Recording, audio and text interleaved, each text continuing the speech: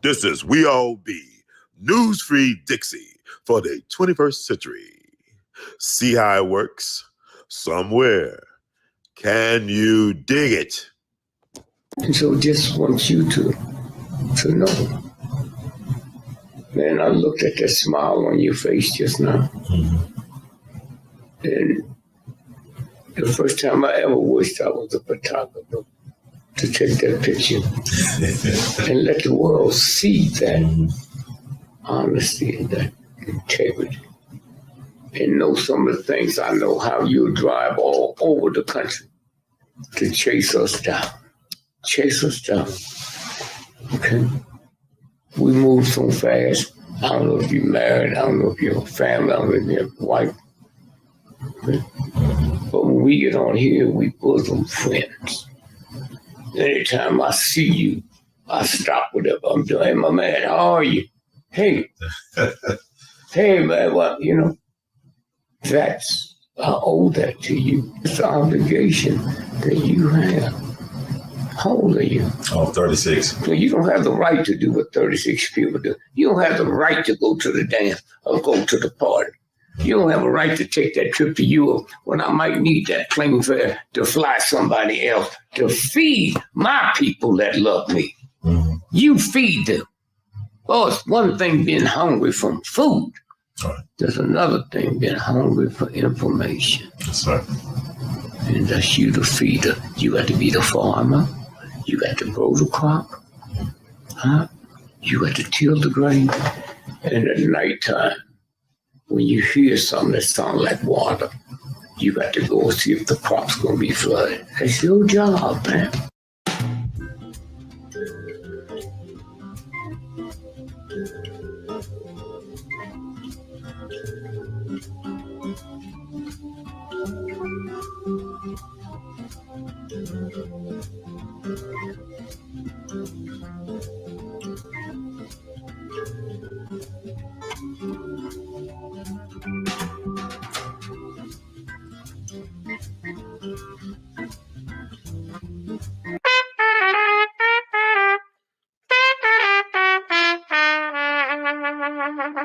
Hey, everybody, this is Brother Ron. I am asking you all to do me a big favor. Think about supporting the We All Be movement. Your donation is tax deductible. The We All Be Group Incorporated is a recognized 501c3. And I'm just asking you all because I want to keep on bringing y'all quality work through the way that I know how to do best. And I'm going to sing my praises and toot my horn. A lot of y'all were not hip to Dick Gregory until Brother Ron brought him on the We All Be platform, until that jingle review we did. Y'all seen another side of Judge Joe Brown, and Judge Joe Brown's message has been amplified.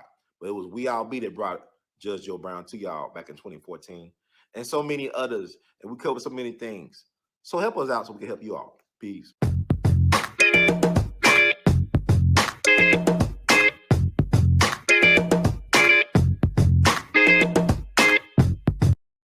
Hey, it's Ryan Reynolds, owner of Mint Mobile. With a holiday offer, I think that you're going to like. When you switch to Mint...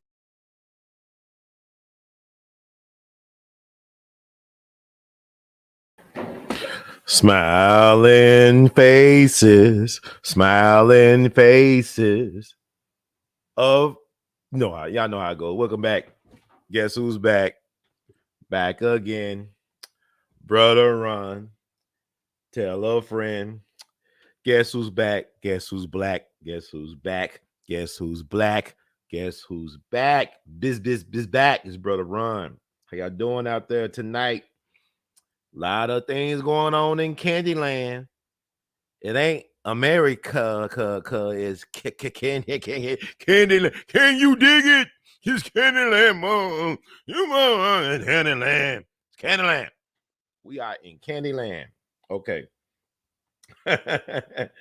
It's a lot to talk about. It's been a long time, not really a long time, but it's been a lot going on. Weather is like doing what it do. The weather is doing what it do. And thank y'all. We All Be Nation. Somebody look at the chat right quick. Thank you, brother Rick from Chicago. That Starling Town. Chicago, Chicago, brother Rick will show you around. He loves it. Thank you, brother Rick from Chicago. From Chicago. Don't you know Chicago? What platform? Because I use StreamYard for the time being. Bring all the streams to the yard. My podcast bring all the streams to the yard. It's like that. It's better than yours. It's like that. It's better than yours. I could teach you about how to charge, cash out. My stream bring all the boys to the yard, okay? Or my podcast, I don't know. Thank you, Don Philly. Can you feel me? Don Philly 215. Thank you for tuning in. Yes, brother Nori. What? We in here. Get at me, dog. We in here.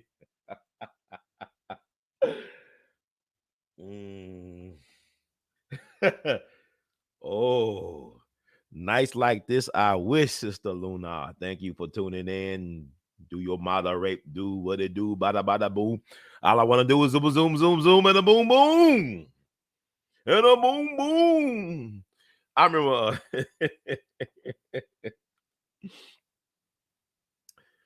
Guess who will be back again, brother? Run, tell a friend. Yes, y'all. Yes, y'all. Thank you, Sister Luna.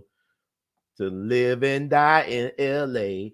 It's the place to be. Okay. All right. Brother Dunny, what up? Peace every MF about it. Peace every motherfucker. I ain't scared, you motherfucker. Kick it. Okay. Yeah. It's interesting right now. I know I remember I went to Jackson, Mississippi. I never get tired of this story. Normally when I would go to Jackson, I would try to stop by the radio station where Charles Evers used to work at and used to run. Charles Evers was the older brother of Mega Evers. He's a great man. The Evers brothers are great black men. And we lost Charles about 2 years ago. He would have been 100 years old this September 11th if he lived. And can't believe it's been 2 years. But I remember him telling me a story about Dr. King. He used to come to Jackson. He used to stay with Charles Evers at his home. He said Dr. King used to tell him, well, Charles, I feel so comfortable here because you got all the guns and goons. Because Charles said he believed in the 3 G's. God, guns, and goons. That's why he almost lived to be a century. So God bless the memory of the righteous ancestor Charles Evers, one of my favorite people from that movement. And let's get moving. Let's stay moving.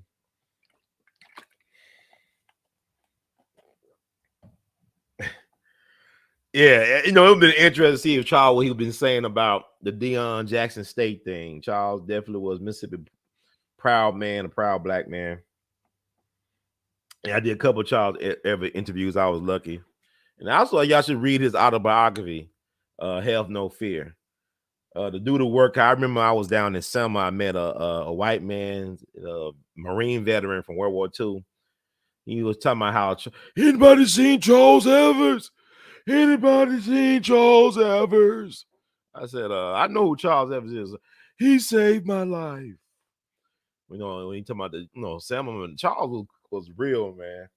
But a lot of us couldn't get with what he was talking about because Charles was his own. He was a real political maverick. Like he was a Democrat when it suited to be a Democrat. He became a Republican or independent. He just was his own man. He was unique, and he is definitely missed. I remember when Trump come down for the Civil Rights Museum opening down in Jackson. I know, like John Lewis thinking about boycotting. He was trying to boycott that, and but Medgar Evers' widow met with Donald Trump, and Charles Evers most definitely met with Donald Trump, and Donald Trump had some kind words to say about the Evers family. And black folks kind of strange to me. Y'all claim y'all mad at Jerry Jones and Skip Bayless and all these people, but y'all love y'all Cowboys and y'all love y'all Democrats. You love your Cowboys, love your Democrats. Come on now. Who's selling who out? Okay. Who's selling who? Okay. But yeah. Wi-Fi kind of janky shaky.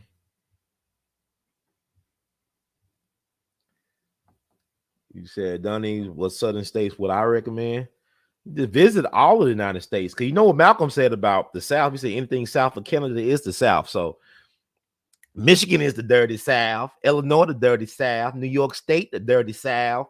You know, the mayor of New York City wanted to secede with the Confederacy, with the southern states during the Civil War. We had the mayor of New York. New York. New York. Stop spreading the news. There's races up there too. You want to be a part of it. New York, New York. Yeah, the mayor of New York wanted to secede with the Confederacy during the Civil War because they made so much money off of slavery and off of cotton. The touch, the feel of cotton, the fabric of our lives. That stuff. Yeah. That white gold. So I mean, I love them all. Like everything. Visit all the United States if you can. It's worth it, I believe, because everybody got their own different culture and norms. I know we are a nation. All the states and even neighborhoods. Everybody got their own little thing they do. So, especially I mean, Memphis is a great place to start. Tennessee. It's a great place to start.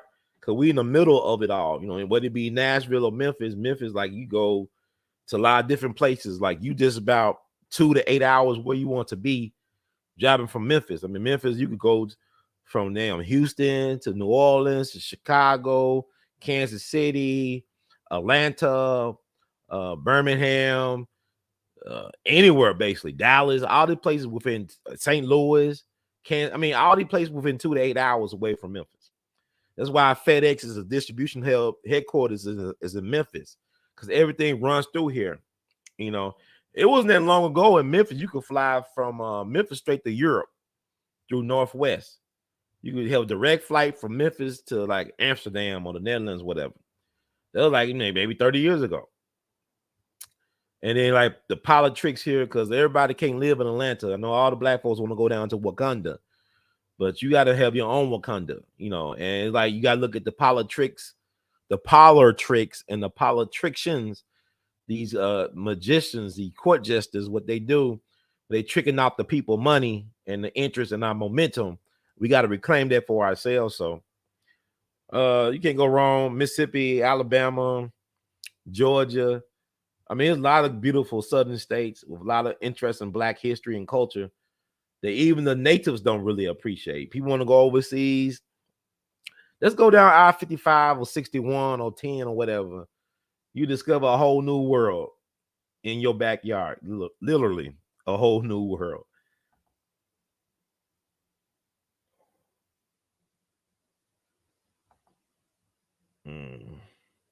Well, it doesn't surprise me. I don't know what they do. I just know what I do, and I do what I do. So thank you, Miss Tiffany, for being aware and for joining us on this live, because we all the way live.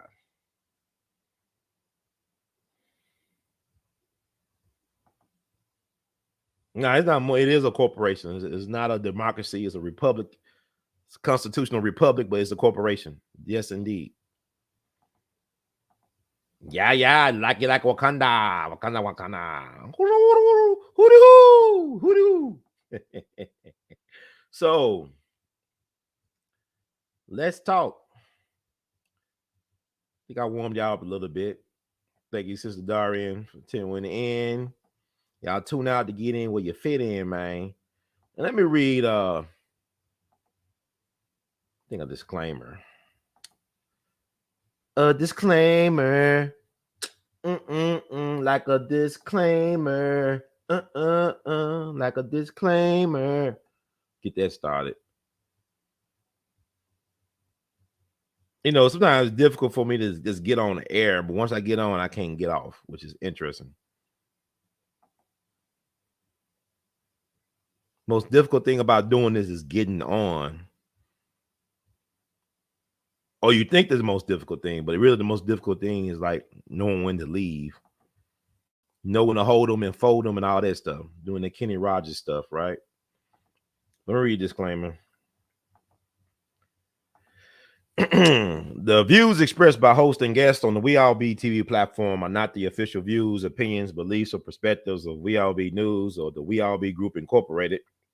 We All Be News is an organization that thoroughly believes in supplementing the information narrative that is usually supplied by the corporate news entities with those viewpoints and expressions which may be marginalized or ignored for a plethora of reasons. We are about informing the general public on alternative perspectives as it relates to news and information, and letting the general public be the ultimate judge in deciding on how to use said information. Informed citizens are responsible citizens. Thank you for your support. So I'm gonna read that at the end as well. So let's get on with the show. Let me talk about, okay, this weekend was really interesting. Give a couple of shout outs before I get too far into the program. Let's see something.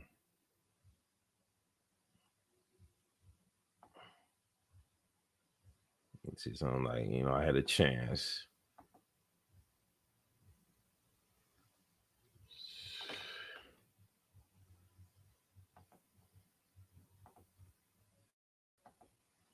I had a chance, like, it was a lot of anniversaries, a lot of milestones for me and my family. I want to give a shout out to a very interesting young lady. She must be a special lady and a very exciting girl. It's my cousin right there, Shantrice Mason, recent graduate of MTSU, Middle Tennessee State University, class of 2022. And her birthday is actually today. She turned 22 in 2022. And it's been crazy because I can remember her first birthday at Chuck E. Cheese, which is interesting. But it's her birthday. She, congrats to her. She's an amazing young lady. Just want to read what I wrote to her on her birthday. Just a little bit. Okay. Happy 22nd Life Affirmation Day. Beautiful. Be you. Be you too. Full. Cuzzo, Shantrice Mason, aka Tracy, aka Wall Street. What a pleasing pleasure and adventure it was to brave the elements while driving through foggy weather, praying I wouldn't hit a deer, fox, or Bigfoot. It was really foggy, y'all, on Friday night. To attend your Saturday morning graduation from MTSU. I still can remember celebrating you at your first ever Life Affirmation Day party at Chuck E. Cheese, y'all. Some 22 years ago. Who knew that you, a truly precocious chocolate wonder baby, who knew better than her parents that her baby shoes were too damn small for her feet, would grow into such an accomplished, adventurous, affable, brilliant, enterprising, and gorgeous young lady. These are the makings of you. The sky is the limit, and know that you are only limited by your will and imagination, man. See how it works? You are as young as you feel, think, and do, man. I am wishing you the amplified blessings of longevity, good health, real wealth, peace, love, and happiness. Your words create worlds. I hope you enjoy your day to the fullest. We love you madly. From one cousin, I'm old enough to be her dad, but she's my first cousin. And she's actually a miracle baby. So shout out one time for the birthday girl. 2 time, 1 time, 2 time, 3 time. Okay. Thank you. And guess we'll move on to other things.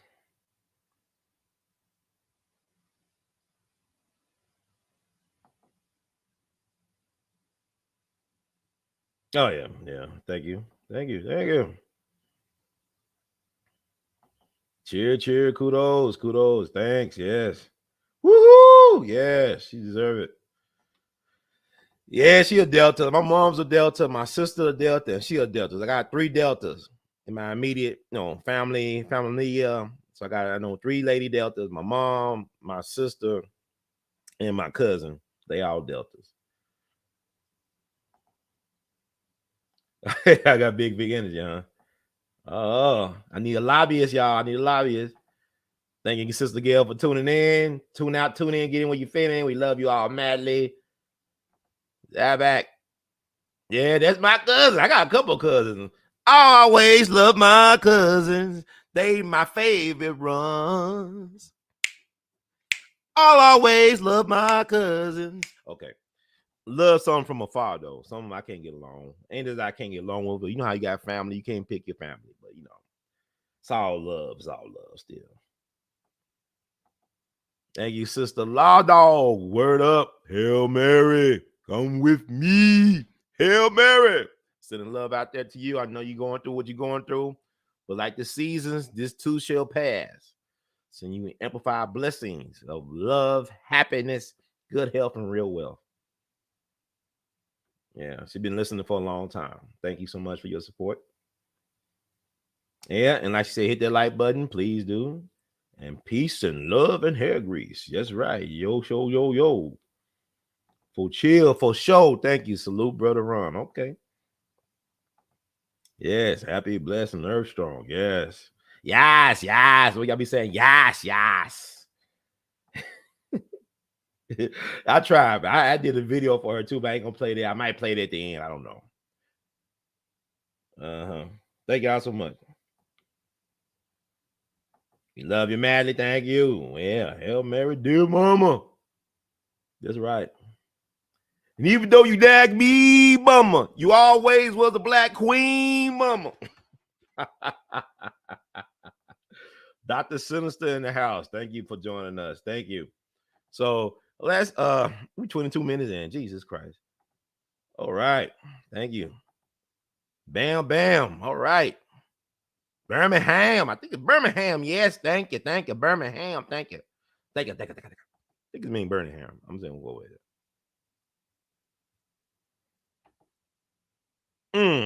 Albert Lanier. Who knows, man? I hope he's still out there somewhere.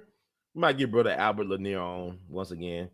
There's a lot of people out. I don't know what people are doing. It's crazy. Been a crazy time to be alive. To be actual and factual with you is a crazy time to be alive, man. So I'm just trying to keep on keeping on. Like I try to check in with my people as much as I can, but quite frankly, I need to check in with myself sometimes. Me, myself, and I was telling people, like, I feel like I'm gonna spend Christmas by myself, but I'm not alone. People say, oh man, what do the lonely do at Christmas? I'm not gonna be really lonely because I keep myself company, me, myself, and I. When you know who you are, you never alone.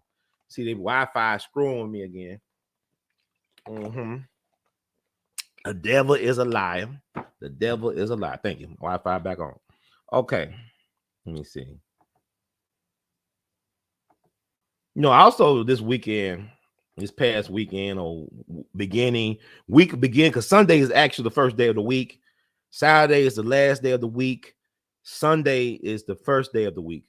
So on Saturday, we had the 55th anniversary of the mysterious, very untimely passing of one Otis Redding, one of my favorite musicians of all time, one of the greatest male vocalists who ever lived, stylist. He was just a unique personality. There's nobody like a Otis Redding. Otis would take a ballad and turn it into an up-tempo song. Like Try a Little Tenderness is a ballad, and he made it into like this other tenderness. And he was like a manly man. Like he was not your cookie cutter singer. His presentation, he was like just a man's man, a blue collar working man from the Georgia woods. You know what I'm saying? He was a different breed, but he was a brilliant mind. And it's still kind of hard to believe that he died at 26. I thought Otis Redding was at least almost in his 30s, but he was only 26 years old. I thought he was in his late 30s. He had such a true old soul. Then you got the one and only Mr. Sam Cooke, one of my greatest singers. I love Sam Cooke. He's in my top 5 of greatest singers, male soul singers. I got a different list. I got my greatest male soul singer list. I got my greatest jazz male vocalist list. I break them down: blues vocalist, female soul, female blues. I got different lists. And I don't care what the Rolling Stone has to say about who is the greatest. They not qualified to tell me who I love and who I respect and who I love to listen to, and who provides the soundtrack for my life. You understand? So yeah, his questionable death anniversary was on Sunday, December 11th, 58 years ago. On December 11th, they killed and Me Too Sam Cooke. So I want to talk a little bit about them, and then we'll move on to other subjects. I have done a lot about these men over the years, video, podcasting. I always try to write articles or reprint and update or revise articles I've written on their anniversary death dates and stuff like that. So I'm gonna read about Otis first, what I've written about him, and add some more things, and now I'll go to Sam Cooke. I think it's important that we honor these people, man. We don't forget about the ancestors, because we are such a microwave society. We want things right now. We forget about things that happened last week, let alone 55 or 58 years ago. We don't have a great memory, a public memory, or an ancestral memory that we should have when it comes to honoring not just the well-known people, the people that we forgot about. There's a lot of folks that have lived on this planet, you know what I'm saying, that we don't recall their existence or memory at all. Because they say that the last person that knows you, that's when you actually die, allegedly. You know, that's like, you know what I'm saying? Like, okay, the last person that can recall, that can remember you being in their lives, that's once they pass on, then, Dick Gregory used to tell me that sometimes when the universe, God uses you, it leaves no fingerprints, no evidence that you actually existed. Your contribution, your legacy can remain, but you as a person may not be recalled or credited with being a part of whatever that is left behind. And that's okay, because there's bigger rewards out there in the universe for a job well done. I'm not the type of person, it don't even bother me that I don't get acknowledged or get awards. You know what I'm saying? I like giving out awards to people that are worthy of awards, worthy of acknowledgement, but I'm not really motivated by being acknowledged by other people. I don't know if that make any sense to y'all. Don't really care about a lot of stuff, but if somebody choose to acknowledge me, I am appreciative. I'm very appreciative, because the things I do, why I do, is not because I want people to acknowledge or even accept me on some level. It's more so that I was put here to do certain things, and I'm going to do it and do it well and do it to the best of my abilities. So I can't do no more. And when I can't do no more, that's when I'm gone. That's when I'm out of here. So I keep that in mind. But let me read what I wrote about Otis. Never forget, on December 10th, 1967, 55 years ago, they killed soul legend Otis Redding, only 26 years young, for his music catalog and publishing. After Sam Cooke and before Michael Jackson and Prince, and now Ye is in the crosshairs. Pray for Yeezy, man. See how it works? Some sources claim that Otis Redding allegedly purchased his airplane, a twin-engine Beechcraft H-18, from soul legend James Brown. According to his autobiography, Brown, aka the Godfather of Soul, also warned him about flying it, stating that it wasn't fit to fly. Now, I provided a link to Google for references on that. From my understanding, James Brown's the first African American to own his own private jet. Somebody told me that's in the know that James Brown was the first African American to own his own private jet. Now, it's about Jimmy Lunsford. Jimmy Lunsford was flying his own planes back in the day, but I guess to own a private jet is a different level. You understand? And so Jet magazine published these photos of Otis Redding when he was pulled out of the icy waters of Lake Monona in Wisconsin. And I got those articles. You could Google those pictures of Otis Redding. See, y'all talking about takeoff. It's wrong to show these videos of these so-called celebrities being dead and murked in the streets and stuff like that. But you know, you had a magazine like Jet Magazine, a mainstream magazine of Black America, publishing the death photos of Otis Redding being pulled out of Lake Monona. Monona, and also in the morgue, still in his seat like he's sleeping. They had no shame of putting that in Jet Magazine, and that's back in 1967. But yeah, y'all talking about we can't show, you might traumatize the family. All this death and destruction that we've been desensitized to through playing Grand Theft Auto and all these Call of Duty games and movies and social media. Don't tell me about y'all can't look at an actual dead person. Have you ever seen a dead body ride around town in a big body?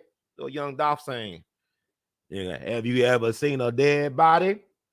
Go to funerals by crying out loud. But they put them pictures of his death photos in Jet Magazine. And what's a good thing about Jet Magazine is that it's all archived online. Like every single Jet Magazine ever made, you can find through Google. I think Google Books. There's, it's amazing to read articles from 50, 60 years ago, how Black people were thinking back then. Like they were talking about Black men dating Asian women in Jet Magazines from the 50s. And they were talking about all type of stuff you think they wouldn't be talking about. It could be taboo. But that's why you got to do your own research. Stop trying to wait for somebody to do a YouTube live to tell you how to think about things, how to view the world. Y'all be saying, what you think about? I don't even follow these people like that. It's like, if you know your mailman smokes crack, why are you going to ask your mailman for any type of insight? As long as they do their job, let them deliver your mail. You get the mail. If he's smoking crack, don't worry about it. If he messing around with hookers and smoking crack, don't worry about it. As long as you get your mail, get your mayo, like E40 said, get your mayo, be about your business. All right. Let me finish reading. I know I be improv my butt off. Okay. Many people do not know that Otis Redding was a shrewd and brilliant businessman who netted over $1 million in his last year of life, and allegedly held a press conference days before his death, basically saying that Black music will be run by Black people from now on. I am still trying to find contemporary news articles from that era about that press conference, but several sources have alluded that it did happen. Now, what's interesting about that, because I heard this is like an urban legend that he had a press conference, and I know some brothers in the Nation of Islam. I got some relatives in the Nation of Islam, and they are some good researchers. They said that there was an article. He was interviewed by Muhammad Speaks, which was the newspaper of the Nation of Islam, newspaper record of the Nation of Islam back in the 60s, that was co-founded by Malcolm X, that he had a respect for the Muslim way of life. They say he came out and he was going to announced that he became a Muslim. That what the claims were for some of the things I read, that he was announcing that he was about to let the world know that he was a Muslim. Also he had a respect for the culture of being a Muslim. And that would have been interesting. I don't know. Otis X. That'd be Otis X. I don't know. But anyway, but I have yet to find an actual copy of that article. Maybe that's the press conference that people talked about over the years of him saying about controlling Black music and all that. But anyway, let me finish what I wrote. Also, Otis allegedly had a suitcase with $10,000 on his person when his body was recovered. The money was made from recent concerts over a 2-day period. It was allegedly turned in to law officials. However, it remains. Now get this. Nobody knows what happened to it. Nobody knows it but me. Nobody knows. It remains unaccounted for to this day. $5,000 was the annual salary for police in that neck of the woods back then. And so when you stop and think about it, man, something is fishy in Denmark, or rotten in Denmark. At the time of his death, Redding was just 26. He owned his own publishing and all the copyrights to his songs, including his biggest hits, Sitting by the Dock of the Bay, and in Respect, made legendary by fellow music immortal Aretha Franklin. According to James Brown's son, Otis was planning to start a music distribution company for black music with his father, James Brown. Shortly after Redding's death, his record label Stax Records found out that their distributor, Jerry Wexler's Atlantic Records, not only owned Otis's catalog and unreleased recordings, but they also owned the groundbreaking music label's almost entire back catalog from 1959 through 68, which almost led to the near bankruptcy for Stax, which eventually did happen in the 1970s. Jerry Wexler, the man who is credited with coining the term rhythm and blues, also did Otis Redding's funeral eulogy. The devil is in the details. Always in the details, man. See how it works. His airplane crashed December 10th, 1967. The only person who survived the plane crash was the Barcades trumpeter, brother Ben Colley Jr., who was sitting directly behind Redding. By the way, Ben couldn't swim. I actually attended brother Ben's funeral in 2015, somewhere. Also, original Barcades member James Alexander also survived as well because he wasn't on the plane. The following is from Wikipedia. Alexander was the only Barcades member not aboard that flight. He was the father of noted hip-hop and R&B producer Phelan Jazzy Faye Alexander, whom he named after his best friend and late Barcades bandmate Phelan Jones. Okay. Yeah, that's a lot. Think about it. All the music of about Jazzy Faye, he was a big time hip hop R&B producer of the 90s and 2000s. A lot of great hits. So thank God he wasn't on the plane with Otis, I guess, James Alexander. Oh my God. According to a 2014 news article, before the plane departed, Alexander volunteered to return the band's rental car and take a commercial flight to the band's next engagement. Other accounts state that the plane, a Beechcraft owned by Redding, only held 8 occupants: Redding, 5 of the Barcades, the pilot, and Redding's road manager, and that it was Alexander's turn in the rotation to board a commercial flight to the next destination. Alexander had the task of identifying the bodies of his bandmates as well as that of Redding. Otis' resting place is located on his 300-acre Big Old Ranch outside Macon, Georgia. After talking to some old timers who are in the know and who knew Otis Redding personally, I have concluded that it was no damn accident. It was by design. This white inferiority system can lynch your assets all type of ways, man. Black people wake the F up and stay woke. Okay. So I'm going to take this off the screen. I just want to talk about this a little bit. You know what happened last week? We had lost a lot of people last week. And we lost a lot of people connected to music pioneers. A lot of music pioneers have been lost and been quiet about. People that are not really paying attention.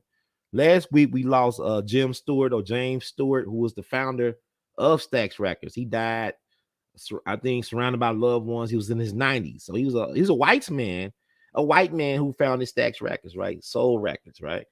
This white man helped produce the likes of Otis Redding, Carla Thomas, Rufus Thomas, Booker T and the MGs, on and on. He produced albums for Richard Pryor and Dr. Bill Cosby. This was a white hillbilly musician who had his record company in the hood in South Memphis. That's my people, the South Memphis. He had his record company in the black neighborhood. A white man, a hillbilly musician who had another, it's like Sam Phillips. Sam Phillips started Sun. He was trying to get black musicians to be mainstream or household names in white America. He wasn't trying to find an Elvis Presley or Jerry Lee Lewis or Roy Orbison or Johnny Cash. He was looking for the B.B. Kings and the Muddy Waters and the Howlin' Wolves to record and make them famous among white people.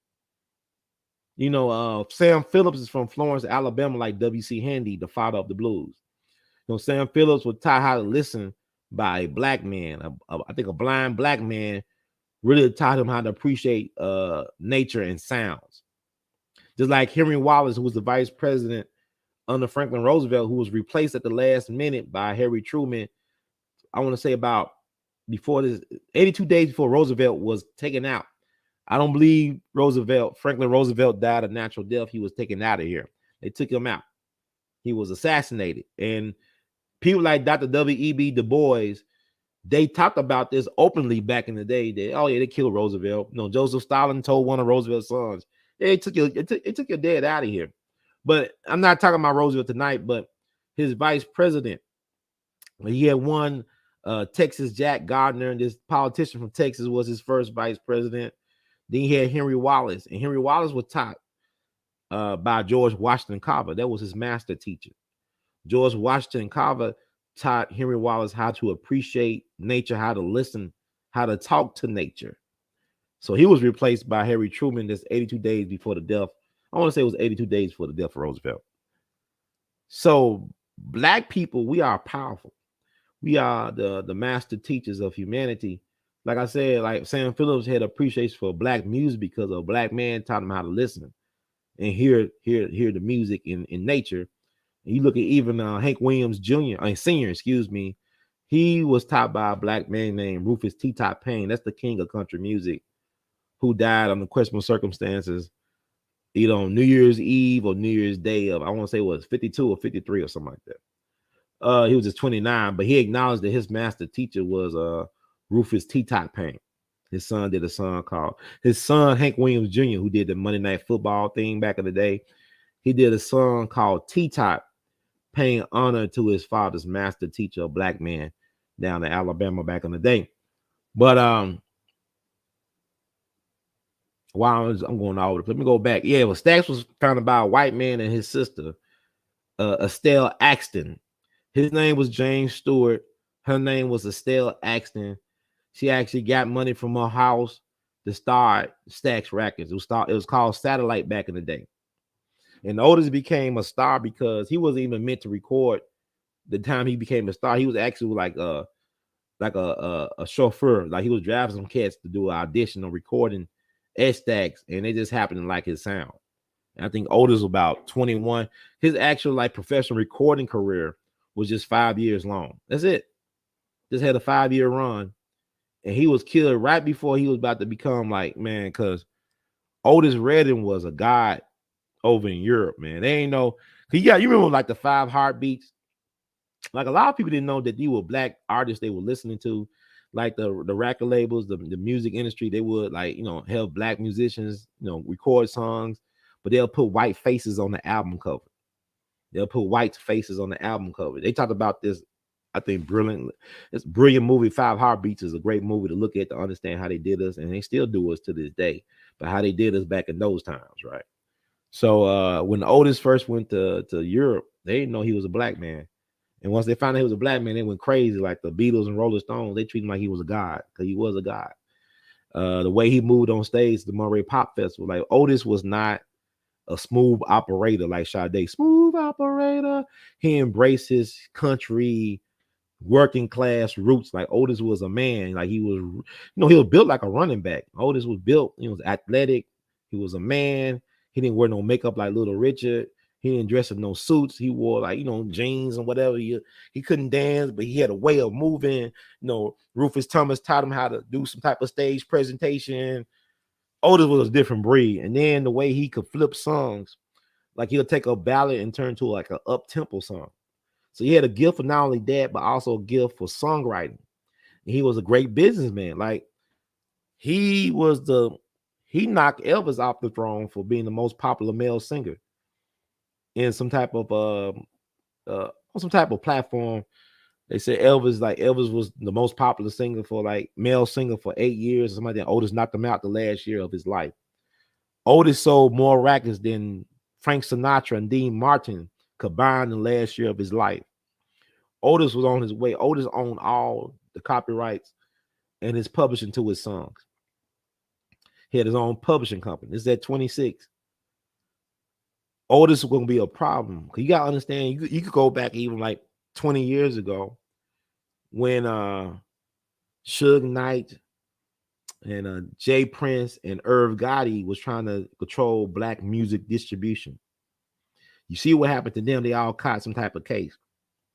Irv Gotti and his brother was facing football numbers. They escaped. Suge's in prison right now doing football numbers. And Jay Prince, his family is in trouble right now with this takeoff thing, but he's been getting harassed by the authorities allegedly for years. And he's been well documented through his music and stuff like that. Talking about being harassed. Because, people forget that Jay Prince, really, I didn't start hearing about Larry Hoover, trying to free Larry Hoover until Rap-A-Lot got involved with the Ghetto Boys and Jay Prince. And they were talking about that back in the 90s. They recorded Larry Hoover on the prison phone talking about stuff. Growth and development, what I'm saying? Growth and development. That's what GD is, growth and development. Okay. But Otis wanted to control black music. A lot of his proteges, like Arthur Culley, the soul music song. Yeah, yeah. Soul music. Yeah, yeah. Yeah, yeah. Yeah. You tell them, man, y'all got to own y'all music, man. Y'all get all this, getting this flat fee stuff. Control the rights to your music, copyright your music. You're telling the young guys to do that. The reason why I know he was murdered too is because I talked to people that work with Otis Redding at Stax. I talked to people that knew him. I even talked to Carla Thomas, and Carla, as much as she loved talking, Carla Thomas is a friend of mine. And it's crazy to think I got a friend like Carla Thomas. She actually she helped us a lot when we need to do stuff to honor forgotten music legends or even ones that don't get enough recognition. She's always down for the cause. Carla Thomas, she is hard to get a hold of, but if she loves you and like you a lot, she'll make herself accessible to you. So even Carla, I asked her about Otis. She'll be quiet about Otis. She'll talk a lot about everything else. But they did an album together. Now see that song Tramp with Otis, I love. And Otis talking about how he country, but he's brilliant. I'm a country boy. I'm dressed country, but I own Lamborghinis and Ferraris. I got all this money. I'm a great businessman. Otis loved his country roots. he never ran away from who he was. He embraced that. My Jegna, Emerson Abel Jr., who was Isaac Hayes' Jegna and worked for Isaac at Stax, he told me Otis was stupid. I said, and what he was saying, he wasn't saying he wasn't smart. I believe his problem with Otis that he kept on telling everybody what he's going to do. He kept on letting people know this is what I'm going to do next. This is what I'm going to do next. And smiling faces, they pretend to be your friend. Smiling faces. Okay, so Otis was just broadcasting everything. Because like I said, he just so happened to be at the right place at the right time. He wasn't even meant to become a music star, allegedly. It was up to him. He was just driving some of his friends up for an audition and possible recording date at Stax up in Memphis from Georgia. And the rest is history. When something's meant for you, it's meant for you. You understand? So Otis, then he wasn't even trying to become the star on the day he became a star. But Stax, even the white man that ran Stax, James Stewart, did not know until Otis died that they did not even own their own catalog, because the deal they had with Atlantic was that Atlantic was going to distribute their music. But he had to find out after Otis died that he did not own the right to the catalog. The Stax did not own the rights to the music they recorded. And Jerry Wexler, you know who Jerry Wexler is, right? He's a Jewish guy. They say he invented R&B. That's how they write. They said Jerry Wexler, he produced and helped the careers of people like Ray Charles and Aretha Franklin and so many other people. But they give him the credit for coining the phrase rhythm and blues. That was his corporation, his company, that controls Stax back catalog. Ain't that something? So Otis was trying to break away from that. He was trying to do he was trying to get his own thing popping. Before he could get it popping, they pop Otis. That's how that works. So this is nothing new. So y'all can laugh at all you want to, but at least he's telling you the names. And I'm telling you the name. I'm not saying that Jerry Wexler had anything to do with Otis, but think about Jerry Wexler. That's a Jewish guy, right? He controlled Atlantic, right? And he controlled Stax Destiny. He controlled their property, or they thought that was their property. It wasn't. Then you go to Sam Cooke, who was his business partner, Alan Klein, who had APCO. APCO controls Sam Cooke's intellectual property to this day. And Sam Cooke was allegedly bamboozled by Allen Klein, right? So I'm just saying this is nothing new. The playbook is not new. Same old, same old, same old. Understand? Same old, same old, same old. So I always remind people, Otis, they killed him. He did not die. They still do not have an official cause on how that plane actually went down. There's no official cause. That's happened 55 years ago. They still don't have an official cause on why that plane went down the way it went down. But they made sure that Otis was dead, right? They even made sure to publish his picture in Jet magazine for all the world to see. So never forget Otis Redding. I love his music. I Can't Turn You Loose, one of my favorite songs. Put that on. That stuff go hard to this day. Otis had his soul in that music. That's why Jay-Z and Ye had to sample that for Otis. See, the music back then, it had real soul. These were like people that came out the church. You understand? Like both Sam Cooke and Otis Redding, both their dads were preachers. They son of preacher men. Ain't no young folks really going to church these days. See, the music is suffering because whatever you feel about Jesus and the Christian church, produce some phenomenal musicians in the Black community.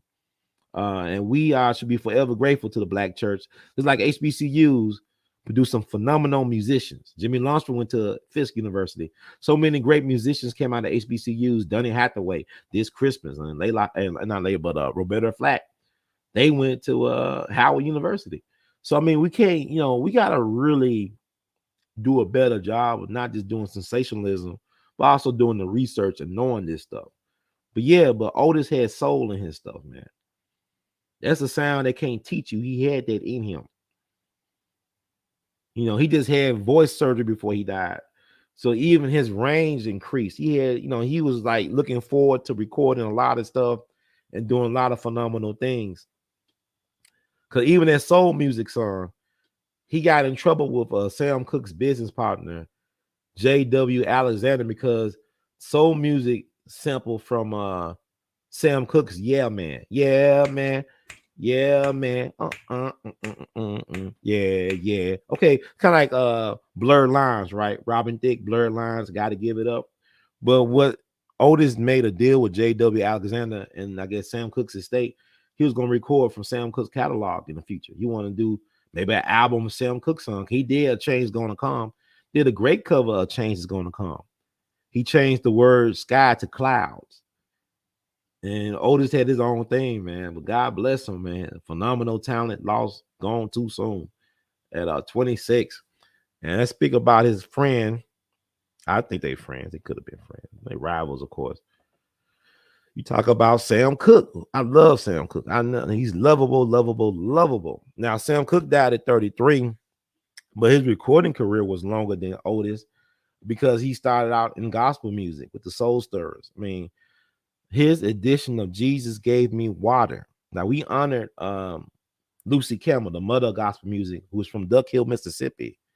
But she taught for a long time at Booker T. Washington High School in Memphis. And she was also the national director of the National Baptist Convention. She was over the music part. Like, she helped train the likes of Marian Anderson and Mahalia Jackson and discovered and trained Dr. King's favorite singer from Memphis. Dr. King's favorite singer was a dude from Memphis named J. Robert Bradley. And Lucy Campbell was a phenomenal teacher and prolific composer. And she wrote this song called Jesus Gave Me Water. And Sam Cooke and the Soul Stirrers, I just go listen to it online, go to YouTube, whatever, Spotify, Pandora, whatever. Listen to Sam Cooke and the Soul Stirrers, Jesus Gave Me Water. That stuff goes so hard, man. It goes so hard. I just love because they put their soul in their music, man. Like these artists today, they are made in the studio. They are made in the laboratory. What they had was God given. And that's why they get sampled so much. Like people like all these hip hop want to sample these old school guys because they actually had feeling in their music. And it's a shame what Clyde Davis and them did back in the 80s to try to destroy their soul, allegedly. Look at Whitney Houston movies coming out before Christmas. I want to see that movie. But Clyde Davis basically limited Whitney Houston, like kind of like Colonel Parker straight jacketed Elvis' career in a way. Now I'm thankful for the stuff she was able to do, but Whitney wanted to do some like soul funky stuff, and Clive wasn't having that from my understanding. That's why people want to blame Bobby for Whitney's drug issues and stuff, but she had those before already. And ironically, Whitney mom used to be a backup singer for Elvis Aaron Presley. She sing backup for Elvis Presley, Sissy Houston. But it is interesting, man. But let's talk about Sam Cooke a little bit. Then we'll move on. Go here, Fast and Furious. If you like this, support it. Cash out your support. Cash out R2C2H2. Google Pay, PayPal, Zelle your support, R2C2H2 at gmail.com. R2C2H2 at gmail.com. Vimo at R2C2H2 at R2C2H2. Let me talk about my good friend Sam. He's not my good friend, but I love Sam Cooke's music, man. It's amazing stuff. You learn more about these men. You love them as well for being great men, but for being race men, for being men that stood for something. They wasn't afraid to speak their minds or to live their lives on their terms, and they paid the price for it. It is what it is. But I mean, you look at these black celebrities these days. It's refreshing to go back to the old days. These are Dick Gregory's contemporaries. They were a different breed, so to speak. Yeah, they were court jesters, but they had a consciousness about them, and they knew their place in the struggle and how to support their people from behind the scenes. They weren't trying to be the leader of everything, be all up in people's videos and stuff like that. You know what I'm talking about? But let's talk about Sam Cooke. Never forget, what if music icon Sam Cooke got the Bill Cosby or R. Kelly treatment, aka the Me Too treatment, instead of a bullet to the heart 58 years ago today? That would be Sunday, December 11th. He was accused of trying to kidnap and rape a prostitute named Eliza Boyer in the seedy Hacienda Motel located in Los Angeles on the Watts side. He was allegedly killed by the motel manager, Bertha Franklin, in her motel office. With the exception of a sports coat and socks, he was literally butt naked, crumpled like trash on the ground near the doorway. There is no such thing as dying a dignified death. His death was ruled justifiable homicide by a coroner's inquest. He died at the Jesus Christ and Nipsey Hussle age of 33. Observers at his homegoing noticed a huge knot on his forehead, as well as his fingers appearing to be crushed, mangled, and broken. Music great Etta James, listen what Etta James said, or noted in her autobiography, that his head seemed to be almost severed or decapitated from his body. Could a middle-aged black woman do all this damage with a broom and handgun? Make it make sense, man, somewhere. Somehow, I really believe that if this tragic incident happened today, in this Me Too environment, that Sam would be labeled a villain instead of the victim that he was. When ish hits the fan, will you still be a fan, man? Not only did Sam die that day, but his image, his brand, took a hit as well. He was painted as being violent and disrespectful towards women. Sam Cooke believed in black artists, controlling their careers, destinies by controlling their art. Your art is not only your expression, but also your intellectual property. Intellectual property is an asset and building block for generational wealth. In 2022 and beyond, learn your value, know your worth, never compromise it, never settle for less, be willing to live, fight, and die for it somewhere. Allegedly, like Prince and Aretha Franklin, Sam Cooke left no will.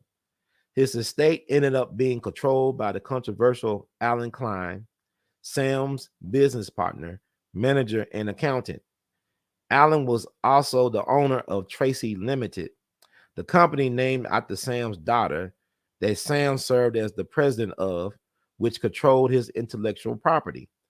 Sam actually thought that he owned his company until he found out otherwise. Alan Klein ended up buying the rest of Sam's publishing from his widow Barbara for around $100,000 back in the 1960s. Sam's estate is estimated to be worth around $100 million as of 2015.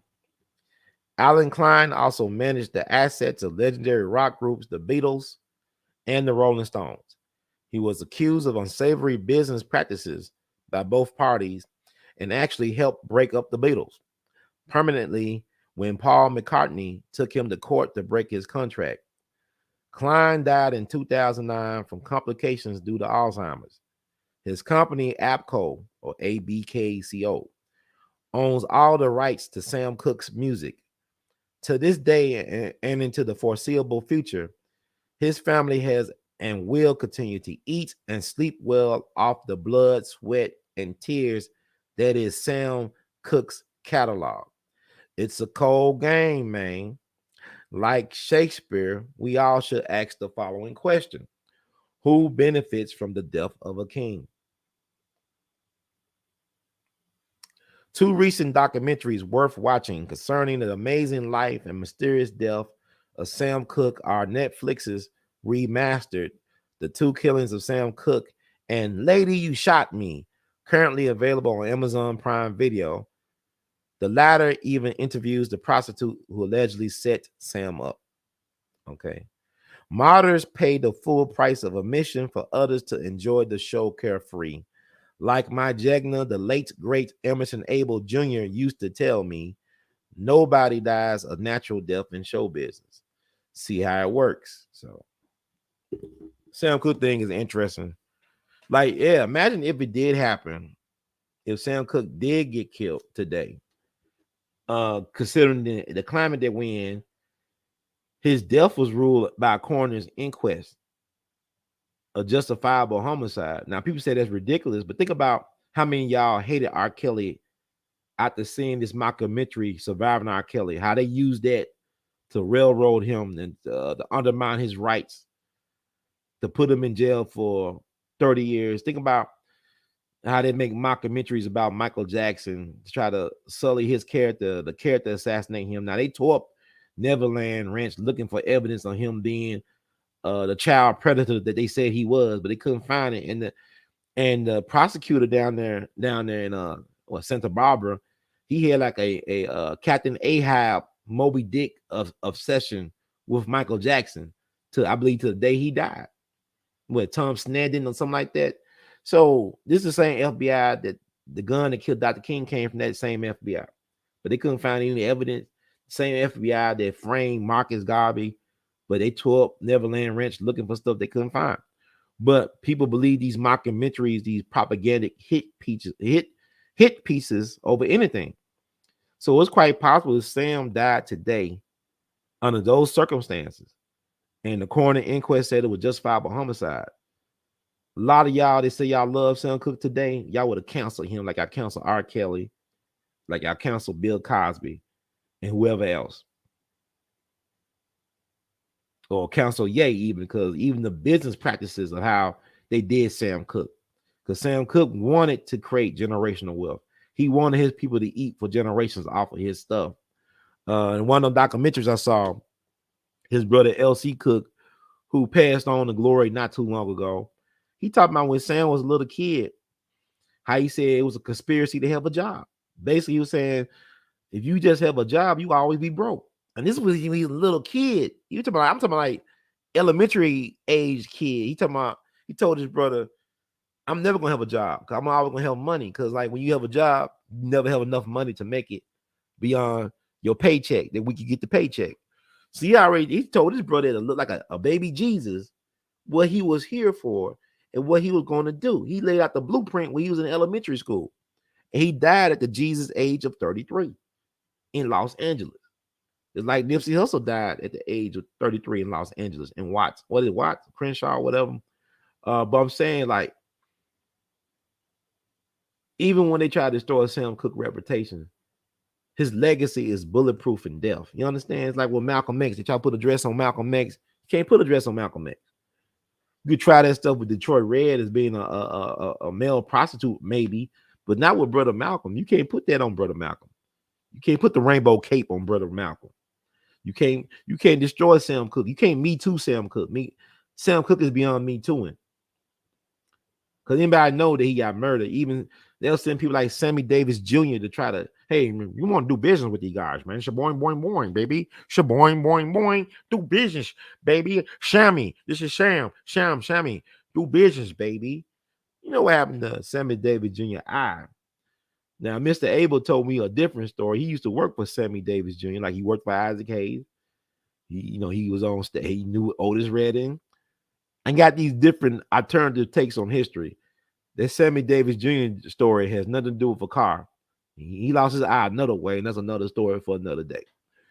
According to other people that I talked to, they dead now. They all dead. But Sam Cooke wanted to put like a recording station throughout Los Angeles where artists could record songs like on the go, like this many stations where they could record music and his company could help distribute the music. He was already thinking, this man was thinking like some, what we got going on right now. Sam was already thinking like that with the music and making it accessible to the people.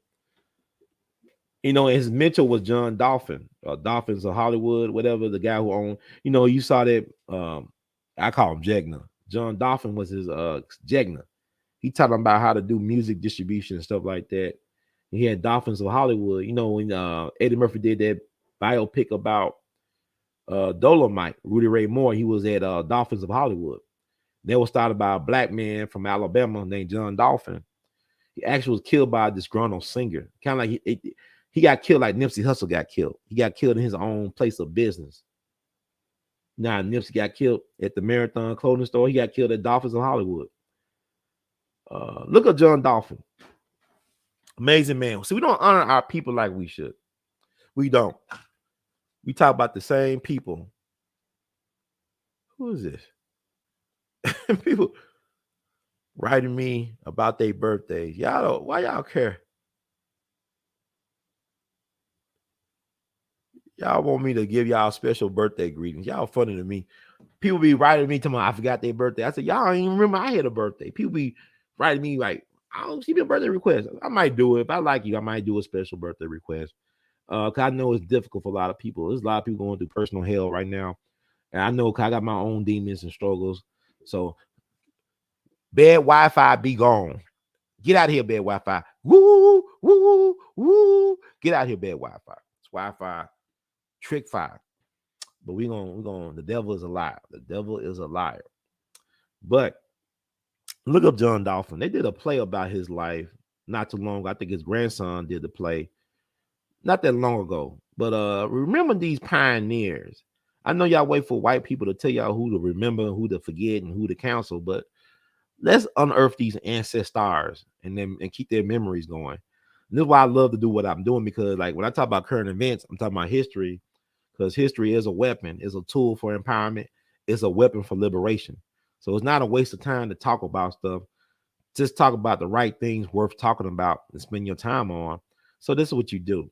So when you talk about Sam Cooke, talk about John Dolphin, a man who was one of his early business jagners, who taught him how to do business in a different way. But Allen Klein, he sounded like, I'm not a crook. He took advantage of a lot of people, not just black artists, but Sam Cooke was the blueprint for what he ended up doing to the Beatles and Rolling Stones. Like from my understanding, Mick Jagger and them guys do not like to perform from their early catalog, because when they do, then Allen Klein's company, Abco, makes all the money. So that angers Mick Jagger, from my understanding to this day, that they got duped by Allen Klein. But Mick Jagger and them worship the black musician. They love Rolling Stone.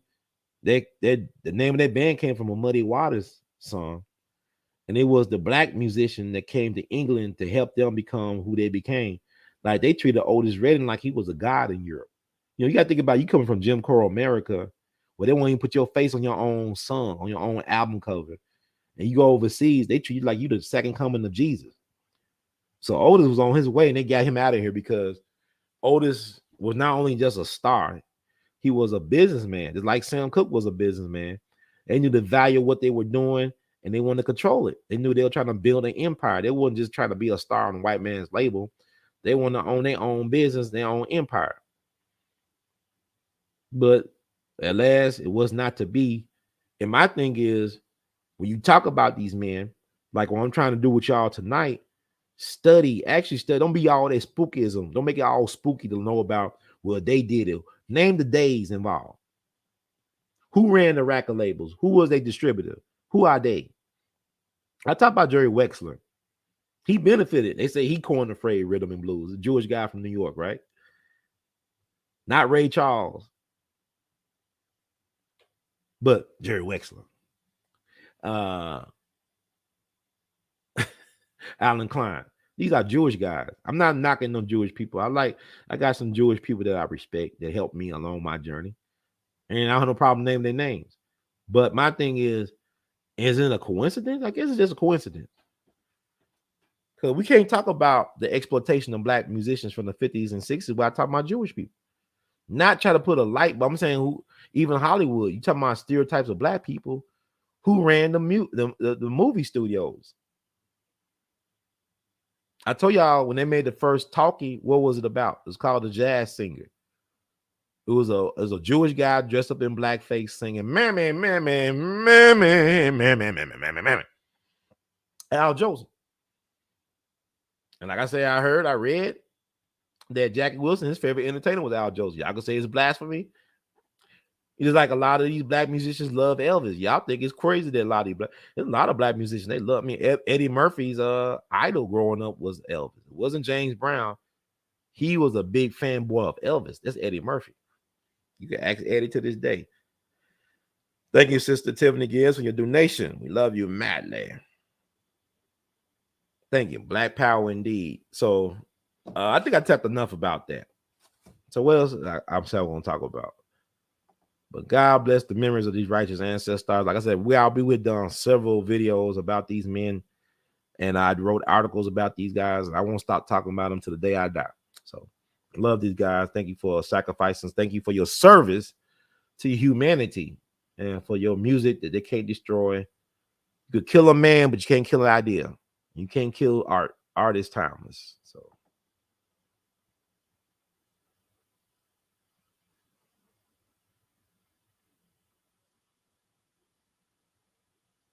So let's what else I'm good about? Well, I spent like a lot of time. I thought I'm gonna get a 2-hour show. We can still make this 2 hours. I think we can get this stuff in 2 hours. I think we'll do is 2 hours, okay? Well, let me talk about the R. Kelly thing. All right, I'm gonna do a quick talk about the R. Kelly thing, okay? No, that it was a song or album that was released called I Admit. And I remember seeing it on my Amazon Prime Music, but I just took it for granted. I thought it was just some old R. Kelly stuff, maybe remastered or stuff like that. But it actually was some unreleased songs that were released, but it wasn't an official release. But it went through official avenues, like the different legitimate streaming services like Amazon Prime and iTunes and stuff like that. And it was allegedly removed. I think R. Kelly's people made a statement that he didn't approve of the release of this material under this name. And the company, they released it, but they took it back down. But I'm sure if I go on YouTube, I could probably find it, or somewhere else, maybe the black web, the dark web, to find it. But this is what I want to say about the R. Kelly thing. If Sam Cooke, like I said, if he died under those circumstances that he died, and it was ruled a justifiable homicide today, y'all would have counseled Sam Cooke with no question. Because we don't think we so reactionary as a people. We're very emotionally triggered and reactionary when it comes to certain things. Sometimes you gotta detach yourself from a situation and not be so quick to react, but rather to reflect. Be quicker to reflect sometimes than to react, and then try to heighten the contradictions. Because you know, like back in the day, Little Richard was not seen as a threat, even though rock and roll music was about sex and Tutti Frutti was about sex. Little Richard was not seen as a threat because the way he dressed, he wore makeup. No, Little Richard, he had his share of women. They said the first incidents of somebody throwing panties on the stage was at a Little Richard concert in Baltimore. From what I read, so the first time people started throwing panties on the stage was at a Little Richard concert in Baltimore. So I don't know what's true now, but people put out anything could be true because it's been printed. A lot of us think that when we read something that's factual, they don't mean it's factual. That's because it's in a book. It's called library for a reason. Lies are buried in the library. Not just truth and facts, but also lies. So they said in Little Richard, pancake face, he put all that makeup on his face not to be a threat to white male so-called sexual dominance. So he made sure he put the makeup on. But you look at Chuck Berry. Chuck Berry didn't do that. Chuck Berry was a man. You know what's so like Chuck Berry? Chuck Berry was actually studying to become a hairdresser. He's from St. Louis. I think he was studying to become a hairstylist before he hit it big time. He was a hairdresser at one point. I could be wrong. Like I said, just read. I read about this. I think it was fascinating. I even think the actor Danny DeVito worked in his sister's hair salon at one point in New Jersey. I don't know. I do know, but once you look that up. But Chuck Berry definitely loved women. He got in trouble messing around with some underage girls. This is around the same time when Elvis was dating like teenage girls, like 13 and 14-year-old Priscilla Presley, and Jerry Lee Lewis married his 13-year-old cousin. But but Chuck Berry the only one went to prison for it. These are his contemporaries. We just lost Jerry Lee Lewis this year. But it's like white folks don't crucify their people, but black folks, we go out our way destroying our icons and our idols. They all flawed people, but we should not even think about doing that to people because the white people already do that to our people already. But yeah, they got Chuck Berry because Chuck wasn't wearing no makeup. He wasn't wearing all that. He wasn't being all that flamboyant. Chuck was a man. You know what I'm saying? He wanted that kitty cat. He wanted to pet that kitty. Here, kitty, kitty, kitty. Here, kitty. He duck walk that kitty. I'm gonna duck walk the kitty. I'm gonna duck walk the kitty. Okay, that's what he was about. So they put him in prison, right? And Sam and Jackie, they were smooth. They were very polished, uptown, sophisticated cats. They wore the suits and stuff, styled the hair. They were more like entertaining, like Sam's son got the Coca Cabana, right?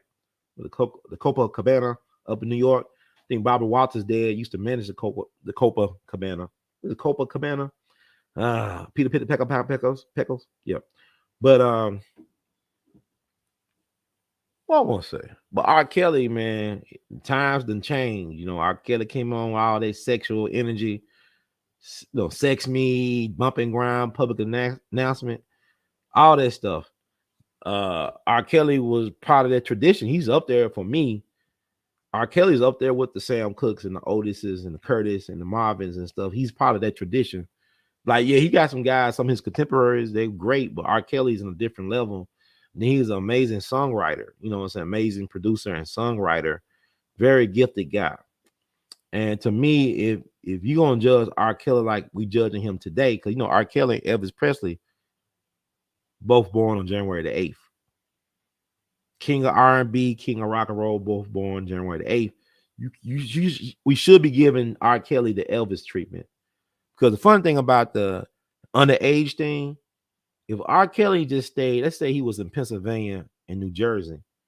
If he just was messing around with girls in Pennsylvania, New Jersey, the age of consent in Pennsylvania and New Jersey is 16. The age of consent is 16.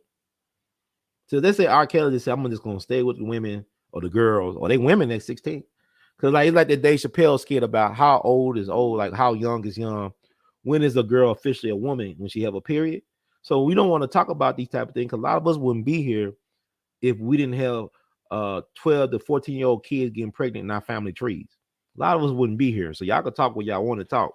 What I'm saying is, if R. Kelly just stayed his assets in either New Jersey or Pennsylvania, he could have got away with what y'all say he did. That they got him for, because the age of consent varies. Now in Tennessee is 18. I think in Illinois is 17. Y'all go online and look at the age of consent throughout the whole country. So there's no legitimate. This is too young versus this is too young. So, like I said, he could have been in Pennsylvania where Bill Cosby got in trouble at. Could got away with it. Oh, she's 16. Okay, fine. I think A.L.L was 15 when they got married. But here's the thing about R. Kelly. A.L.L was given to R. Kelly by R. Kelly's by A.L.L's uncle, who used to be married to Gladys Knight. She was an offering, right? Because R. Kelly met her when she was 12, and he produced her first album. But A.L.L's uncle was his manager. Then they said in that Surviving R. Kelly, I could not watch that Surviving R. Kelly. I could not finish it. I may watch it. I may try to watch it, but it was like people are so weird to me. Like, y'all get all emotionally twisted and invested in this crap, and I'm just trying to look at the evidence. Like they make him think like he was up at the schools, trying to prey on the girls. Like it's like he the big bad wolf and they little Red Robin Hood, and he was going to the school because his Jegna, the black woman, the music teacher, was helping him with his son because he was functionally illiterate. They were bringing girls to him. He's the Pied Piper. You don't have to chase them. They were bringing him, So he get, and then like, R. Kelly, he's a man child, right? Because like, what you gonna do with I don't know what type of conversation I can have with a 15 or 14-year-old girl about anything. What do they know about life?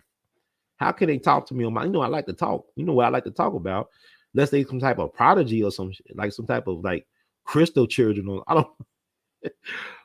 R. Kelly was a simple guy, but also complex, right? So they just want McDonald's and some Air Jordans, and you got in. You in there. But the demonization of R. Kelly was sad, because I have yet to go anywhere. I don't care if it's in a barbershop, a restaurant. When R. Kelly music comes on, nobody's saying cut that ish off. I have yet to hear anybody cut that ish off. I don't want to hear that ish. They even played R. Kelly music at a repass I was at. It was a great repass. That DJ was off the chain. I actually one of the repasses for the late great Sidney Kirk, who was the piano man for Isaac Hayes. I actually honor him. The Jimmy Lunsford Legacy Awards. We honored his wife last year. He passed on to glory this year. But nobody didn't say turn that ish off. Because R. Kelly the man. Because everybody start tapping their toes and nodding their head and stuff like that. Greatness is greatness, man. Y'all want perfection. And Jesus was perfect and they killed Jesus. So what y'all want from these guys? These mere mortals who happen to be gods when it comes to certain abilities. So I'm looking forward to hearing more R. Kelly stuff. I hope they publish more of his stuff, even when he's in prison. Because we all are prisoners of our own personal hells. We're not really free. We all like slaves of another name. We like slavery on a spectrum. Because freedom means that you have no security net. To really be free is to not know where your next meal is coming from or where you're going to be staying tomorrow. That's real freedom. Y'all don't want that. Y'all want the ability to choose in a comfortable situation. That's not freedom. That's security. That's all that stuff, right? So that's why we don't live in a democracy. Because democracy means we don't pay no taxes. That means you may not have any paved roads because people could choose or not to choose to pave the roads. That's real freedom to me. So we not living. I guess real freedom is anarchy. It's like saying that I'm an atheist, but you're religious. How am I religious? Because atheism is a religion. Ain't that weird that atheism is a religion? It could be considered a religion because you believe that God doesn't exist. Our religion is a certain set of beliefs. So, this stuff is strange. Being a human being is very, very contradictory. So you got to heighten the contradiction when it comes to stuff like dealing with the so-called sordid and troubled legacy of R. Kelly. I have no problem listening to R. Kelly. I don't care what nobody says. I don't care if he was a serial killer. I can still listen to his music. Don't you know Charles Manson produced songs? Charles Manson was a musician. Have you listened to any Charles Manson's music? I have listened to Charles Manson's music. It's available on streaming platforms. It's not that bad. But then you got to think about the things he did or allegedly was accused of doing. And to his dying day, Charles Manson said, I'm CIA, man. I'm CIA. I'm a prop. I believe he was CIA. I believe he was. There's a couple of books out that talks about Charles Manson. Connections to the government, to CIA, to intelligence, to MK Ultra. I believe he was railroaded. That's me. But I'm a different breed. You know what I'm saying? But even R. Kelly was known for strangling and killing women. I still listen to his music.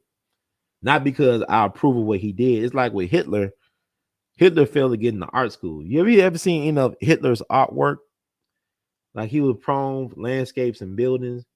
I guess he had it predicted his future in a way. He couldn't draw people, didn't paint anybody. He painted buildings and landscapes, from my understanding.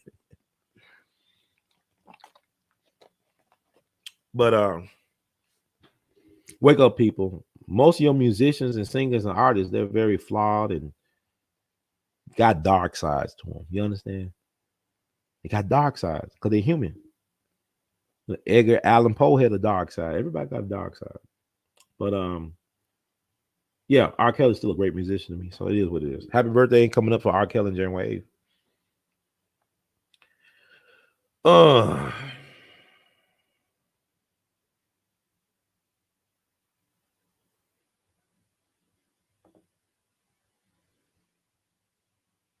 Yeah, but still, anything that's about beliefs, that's a religion. Yeah, I hear you. There's a lot of people confused about that.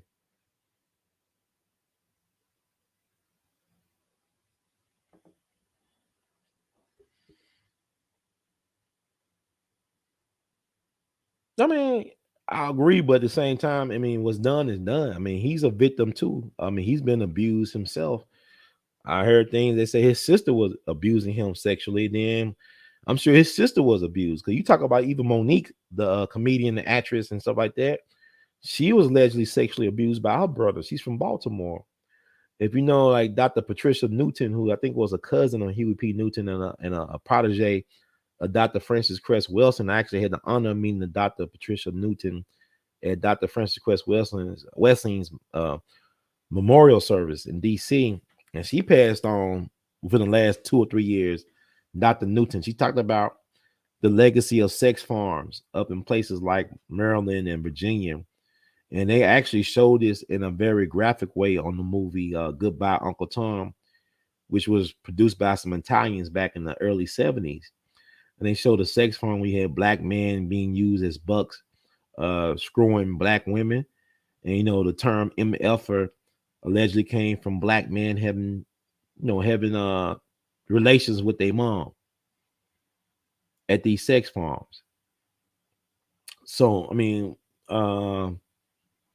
not overlooking anything, but putting in a greater context of the abuse that black people have suffered in this country, not neglecting, because I think a lot of people have been sexually abused. They may not know the terminology. They may not even think about it. They might have suppressed it. I think a lot of us have suppressed being sexually abused because it was so traumatic for a lot of us, or we didn't have the words or how to articulate what happened to us. Not excusing anything, but I'm just hiding the contradictions. Whereas, like, you know, Jerry Lee Lewis and Elvis are celebrated, and white folks have no problem celebrating these guys and overlooking the fact that they like underage women or underage girls, or young girls, PYTs, pretty young girls, pretty young things, whatever.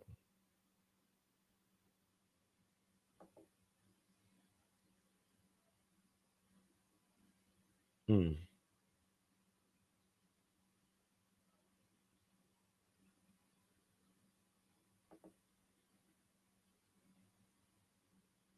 Oh yeah, he buried in Baltimore. Yeah, it's like Baltimore. It's like an episode from The Wire. You was at Edgar Allan Poe's grave and he heard the gunshots on.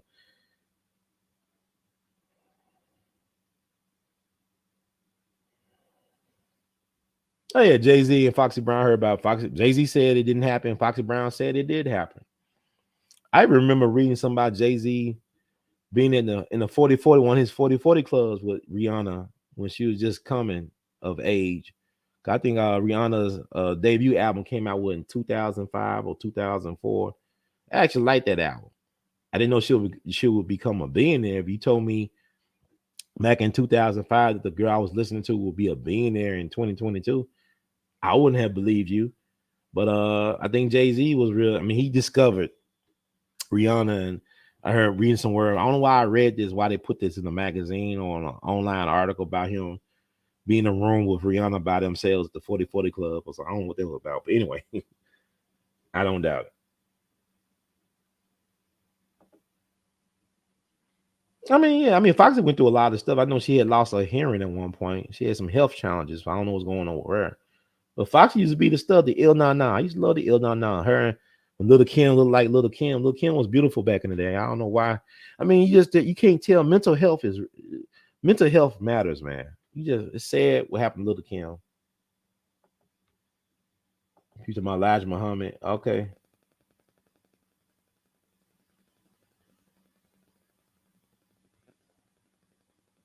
You said George Washington Carver?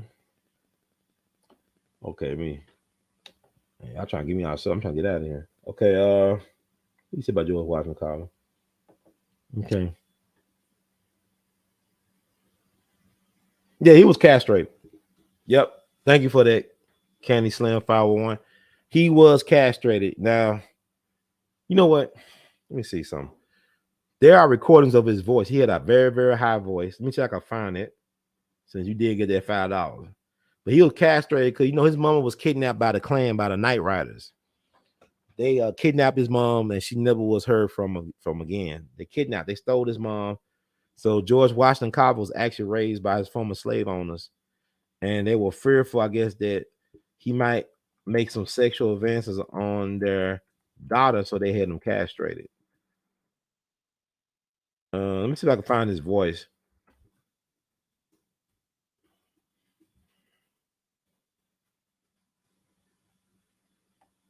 Nah, George Washington Carver.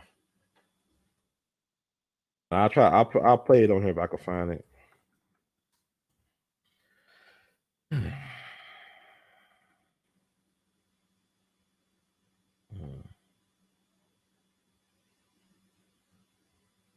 Find his voice, because Dick Gregory talked about it, I think, as well too. So George Washington Carver, fascinating guy. Find his.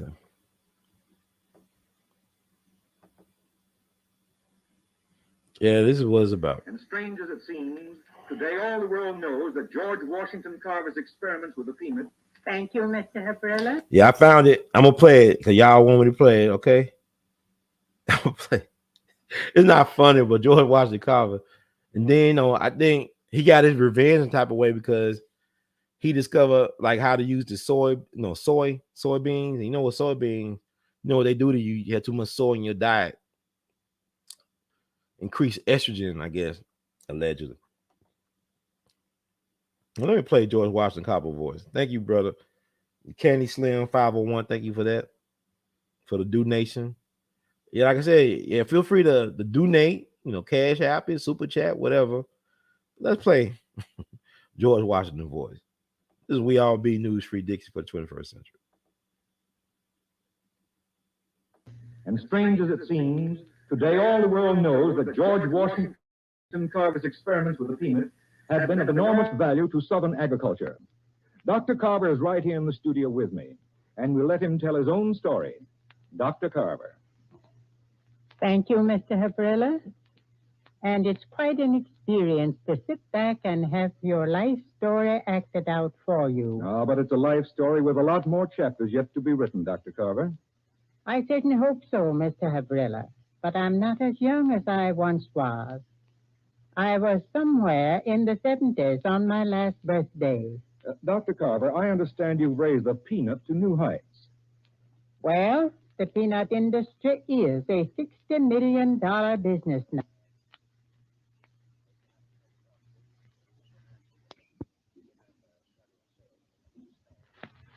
now. At Tuskegee, we've developed more than 200 products from peanuts. We've made everything from axle grease to synthetic rubber, and we're finding out new uses for the peanut constantly. What are you working on now, Dr. Carver? The finest use we've been able to make of peanuts is in the treatment of the after effects of infantile paralysis. That's what I'm working on now. Massages with peanut oils has worked miracles in some cases. There is a lot of work to be done, but I feel we're on the trail of something really important. Thank you very much, Dr. Carver. You have just heard Dr. George Washington Carver, one of America's leading agriculture scientists, a man who has devoted his life to help give the agricultural South a new outlook on life. This great scientist is not ashamed of the fact that he does not birth date, and strange as it seems, he was once traded for a racehorse.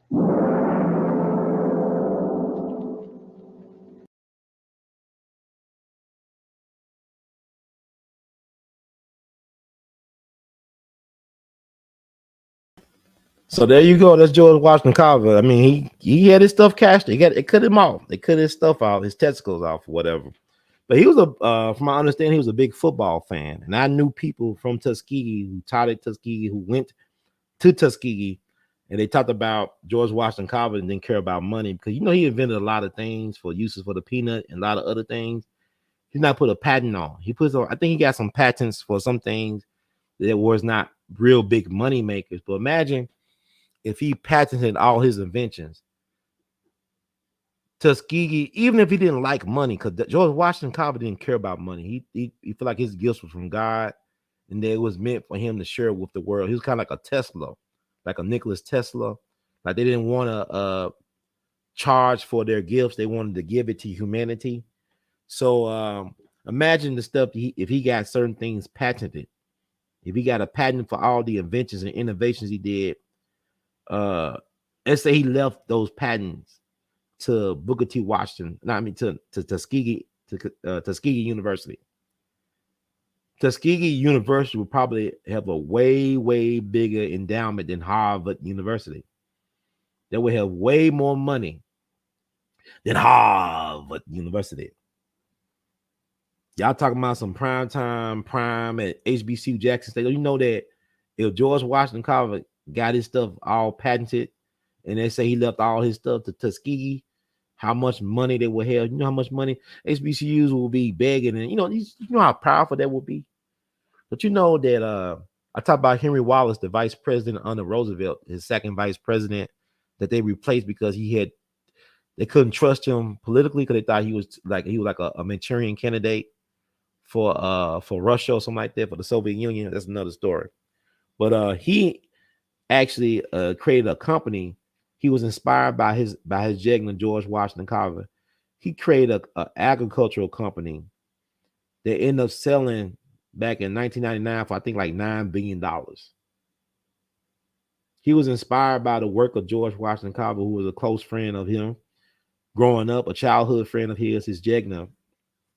Ended up creating an agricultural company that ended up selling to, I forgot the name of the corporation, but I think they brought it for like $9 billion. I can look all that up. But see, this is what we do. We want to give away everything, like our music. They don't steal it as so much that we teach it to them. Like George Gershwin, his master teacher was a black man from Philadelphia named Lucky Roberts. You can look that up. See, they don't want to talk about this though. And George Gershwin was Jewish. I don't have a problem with the Jewish people, but I'm just talking about history. His mentor or Jegna was Lucky Roberts, this stride piano player from Philadelphia who became a millionaire by selling real estate up in New York. That's how he made his money. But he taught George Gershwin how to do piano and all that stuff and composition. And George Gershwin, music hero, was Lieutenant James Reese Europe. He used to listen to him play at Baron Wilkins nightclub up in Harlem. He sit on the sidewalk listening to James Reese Europe, the man who brought jazz to Europe, one of my heroes. But anyway, yeah. So y'all heard George Washington. That's his actual voice. Like I said, he was castrated, so he won't sleep with his former slave owner's daughter. But he was a big football fan, from my understanding.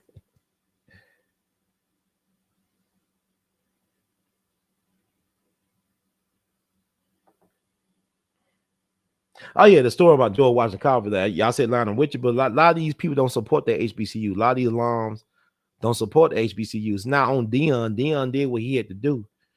But it's not, people want to blame Dion. Did his thing, man. I love Dion. I wish he would have stayed, but all the stuff coming out, I understand or understand why he didn't stay. And like really what Dion went through down in Jackson State is a wake-up call for me, because like I'm not really appreciated in Memphis, and a prophet is always without honor, and I'm looking at other options for me, like where can I go to be celebrated, not just tolerated. So I respect Dion because I'm not making a lot of money doing this stuff. I don't know how I survived. This is by the grace of the righteous ancestors and universal soul God. So I want to say this about George Washington Carver because you got me talking about this. Look, George Washington Carver didn't care about money. According to people that's in the know that I talked to from Tuskegee, George Washington Carver never cashed any of his work checks. He never cashed his checks. He didn't care about money. He just cared about utilizing his gifts to serve humanity. That's it. I think Henry Ford used to visit Tuskegee, used to have so much reverence and respect for George Washington Carver. And it'll be stories where students will need money. Like they'll come to George Washington Carver for money. And he'll tell them, go to that dresser drawer and just pull out one of them checks. And I'll sign it over to you. Like he just like, I need money. Professor Washington, Dr. Washington, I need money. Dr. Carver. And he said, let's go to my dresser drawer and get one of them checks and I'll sign it over and you can have it. That's amazing, man. That's amazing. And he couldn't even, and they robbed him of a chance to reproduce. And the white devils robbed him of his ability to reproduce that genius. That's wicked, man. Anyway, thank you for that that detour. I don't know. It's about 20 minutes talking about George Washington.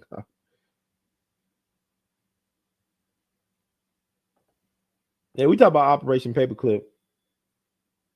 Yeah, I mean, really, the white American businessman created and invented the Nazis, man. Like Prescott Bush, the patriarch of the Bush family, his Wall Street fellows, Henry Ford. They created it. The government, CIA, space program, all that stuff.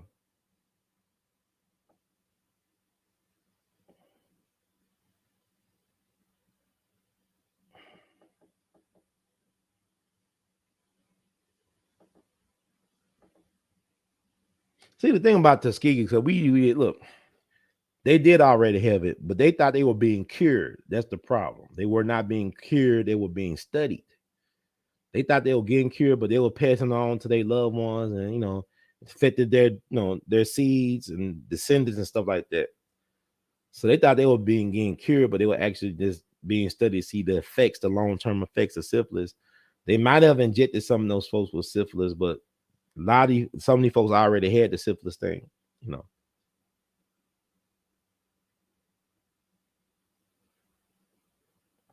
Yeah.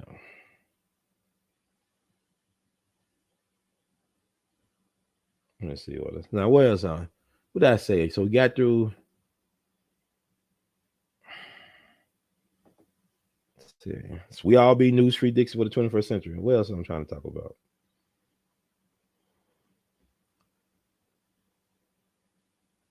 Okay, let's talk about Shannon versus Skip. Get through that real quick. And thank y'all for all the people who donate and will donate, the moderators.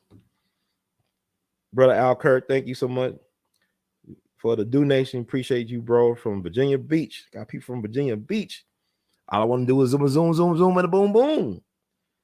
And Brother Steve Hudson, thank you so much. We love you madly for the great commentary, Brother Ron, somewhere. All right. Thank you so much. I really appreciate y'all. This stuff coming through. And all the people who donate in the future. But let's talk about this Shannon Skip thing. I just want to make a quick observation about that.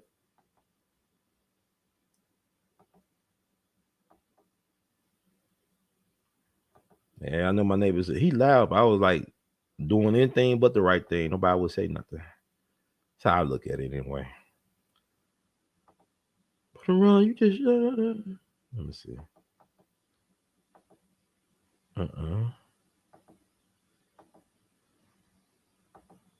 Okay, I know everybody heard about it. Even you're not a sports person. I know y'all had to hear about this thing that happened. So-called disrespect on Undisputed Truth. Smiling faces. Pretend to be your friend. Smiling faces. Okay. Skip. You disrespect me like that. Skip. Shannon Sharpe, one of the greatest tight ends in football. Y'all, one of the greatest tight ends, football players of all time, 3-time Super Bowl champion. The brother, one of the greatest wide receivers, whose career was cut short tragically. The great Sterling Sharpe. I wonder what happened to Sterling.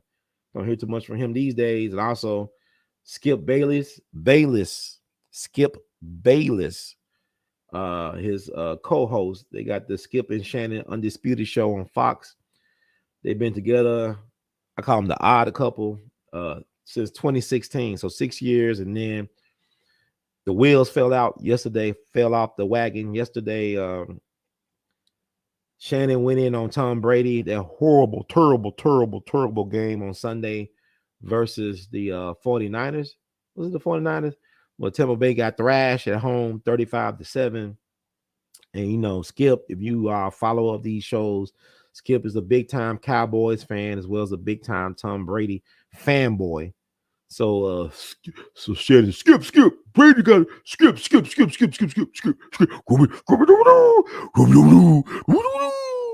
Yeah, Shannon. I love Shannon. But anyway, Shannon was tearing into Tom Brady and Skip. Skip was defending Tom. And basically he was punching below the belt.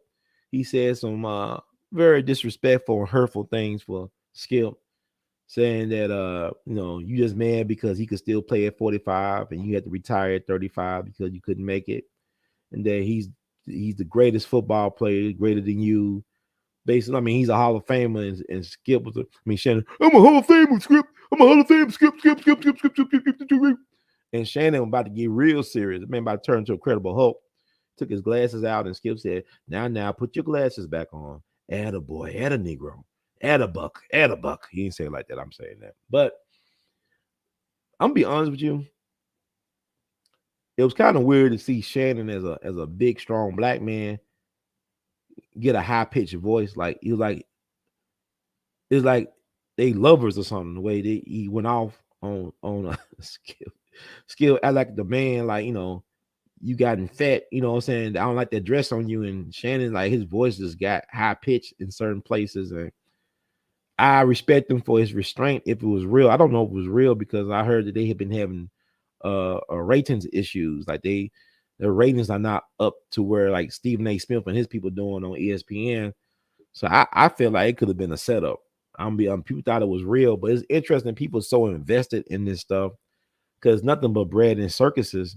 Even if it was real, who cares? It's a retired athlete,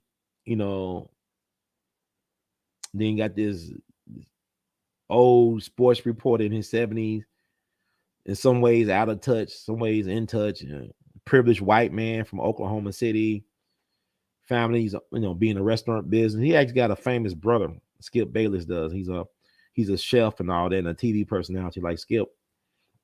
But my thing is about black people. Why do you care what white folks think about you?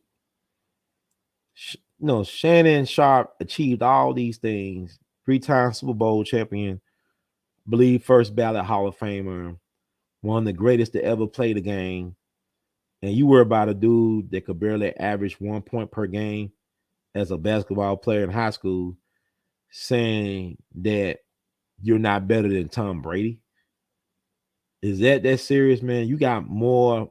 If you're going to be that vain about it, you got way more social media followers than Skip does. And your podcast, they both got their own podcast. Your podcast got more listeners and followers and supporters than Skip does. Why do you feel the need to be this emotional about Skip? Skip. You gonna disrespect me? Let that Skip.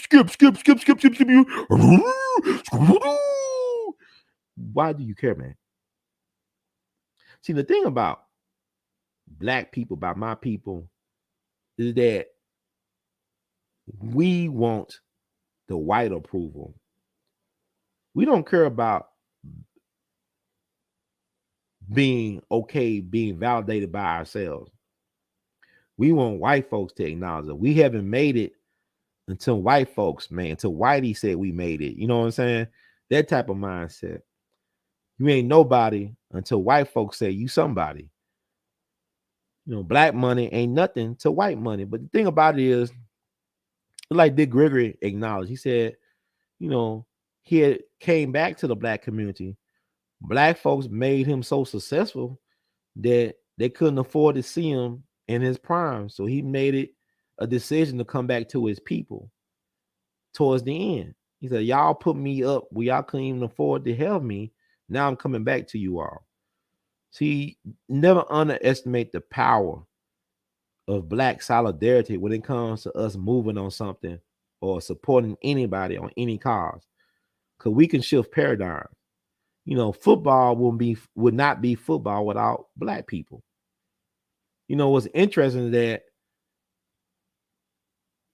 people I like HBCUs is nothing when it comes to football, but some of the greatest football players of all time come from HBCUs. It's before prime time. We have yet to see what Travis Hunter will do in the NFL. I mean, he played at Jackson State for 1 year, but you look at Walter Payton from Jackson State. You look at Jerry Rice from Mississippi Valley State. Steve McNair from Alcorn State. There's different HBCUs throughout. Even Eddie Robinson Grambling, he sent a whole bunch of football players to the NFL, to the pros. And you look at the fact that the NFL was weird because they weren't even trying to scout for a black talent at HBCUs. It wasn't until Lamar Hunt and company, Al Davis, and then they formed the American Football League, and they were recruiting black players from the HBCUs. Lamar Hunt, who was the founder of the Dallas Texans that became the Kansas City Chiefs. Lamar Hunt, who's Eddie H.L. Hunt, was a big oil and media tycoon who's tied to the JFK assassination. That Lamar Hunt. Lamar Hunt's trophy, American Football Conference Championship. Lamar Hunt's trophy is given to the winner of the American Football Conference right before they go to the Super Bowl. That Lamar Hunt was a pioneer in scouting talent from HBCUs. So this is way before primetime was even born. Not way before. It wasn't way before, because primetime was born in the late 60s. So, before he became primetime, they was already doing this. But my thing is, I think it's a ratings thing. I think it's weird. I don't believe it was real. It's funny how people responded to that. Skip has a reputation for disrespecting black athletes. Like, he disrespected Terrell Owens, T.O., and T.O. put him in his place. Now, that's worth watching how T.O. conducted himself dealing with Skip, because T.O. should have been the first ballot Hall of Famer. They disrespected, the NFL disrespected T.O., and y'all went along with it, because they say he was bad, but you never heard about T.O. getting into any type of domestic violence situation. You never hear about him getting in trouble with the law. All this stuff was like with the NFL, his antics, his showboating, celebrating. But he was a phenomenal athlete, one of the greatest wide receivers of all time, top 3 wide receivers of all time. And yet you disrespect him by snubbing him on the first ballot. And then Skip saying, well, the times he was a locker room cancer. And then he talked about the time, I remember that time when T was on the sideline going off on Greg Knapp, the offensive coordinator at the time. And Greg Knapp is deceased. He died not too long ago. I want to say within the last year or two. And T.O. pointed out, well, what about the time Tom Brady went off on his offensive coordinators? He went off on his offensive coordinators and players many times and never apologized, the so-called GOAT. And then Skip said, okay, I see what you're saying. But everywhere T.O. went, he wasn't the problem. T.O. played in the Super Bowl on a broken leg. Ain't no forget when T.O. came to the Super Bowl on a broken leg and played his assets off. If the Eagles would have won, T.O. should have been the MVP. He should have been the MVP anyway for playing on one leg at that level he was playing at. He had Donovan McNabb barfing up Campbell soup on the field. I don't know Donovan McNabb. I mean, he just went down after that. He's like Donovan, but Donovan had an issue with T.O., but T.O. was producing, man. Everywhere T.O. went, he produced. Those places, Randy Moss, as great as Randy was, he didn't produce for the Oakland Raiders. He produced for the Patriots.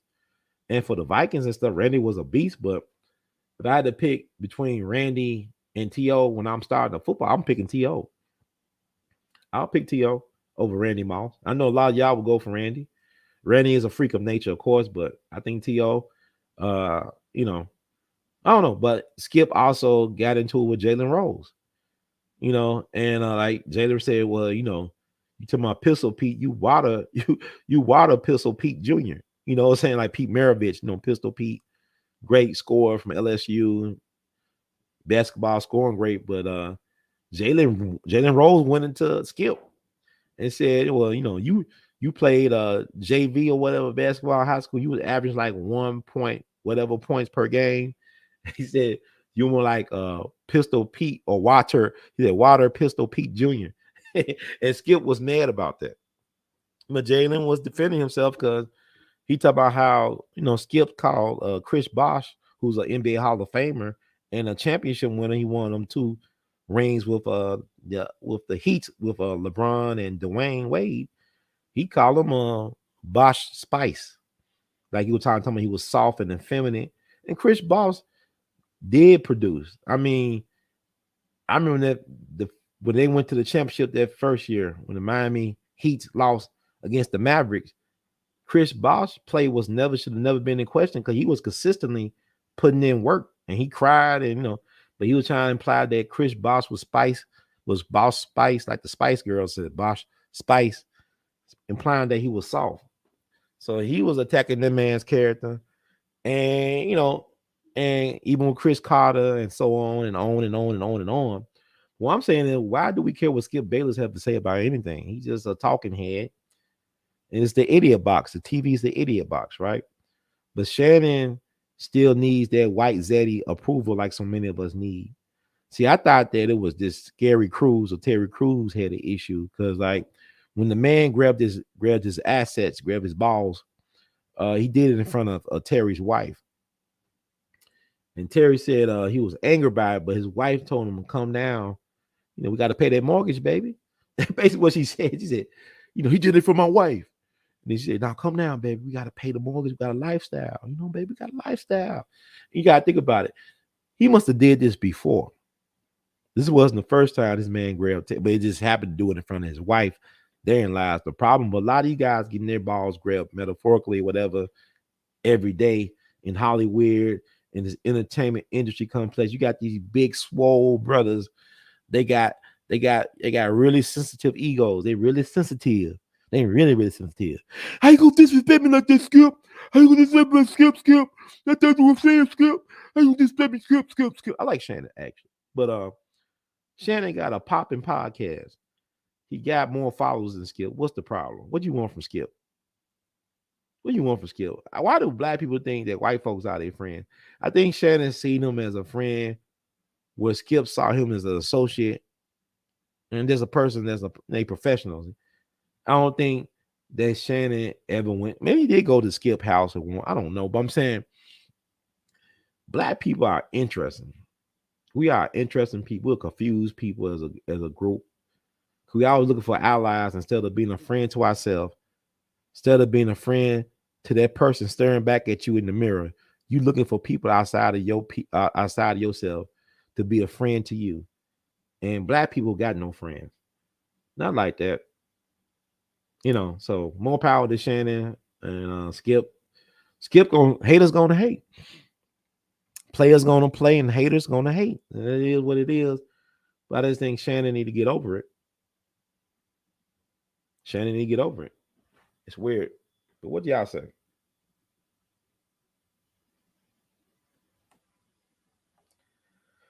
Let me see.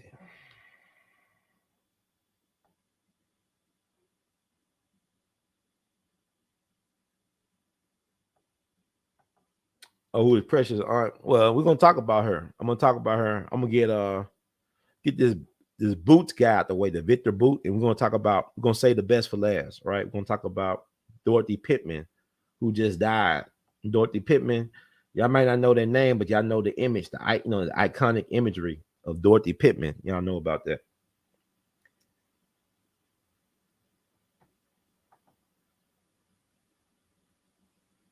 Okay, thank you, brother Dan. We love you, madly. Thank you, Sister Lauda. Y'all funny. Yeah, I'm just trying to go through.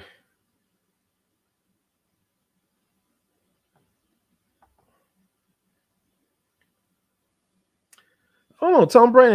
You look at his numbers. The NFL is down all around. It's not impressive. The NFL is not. It's very lackluster this year.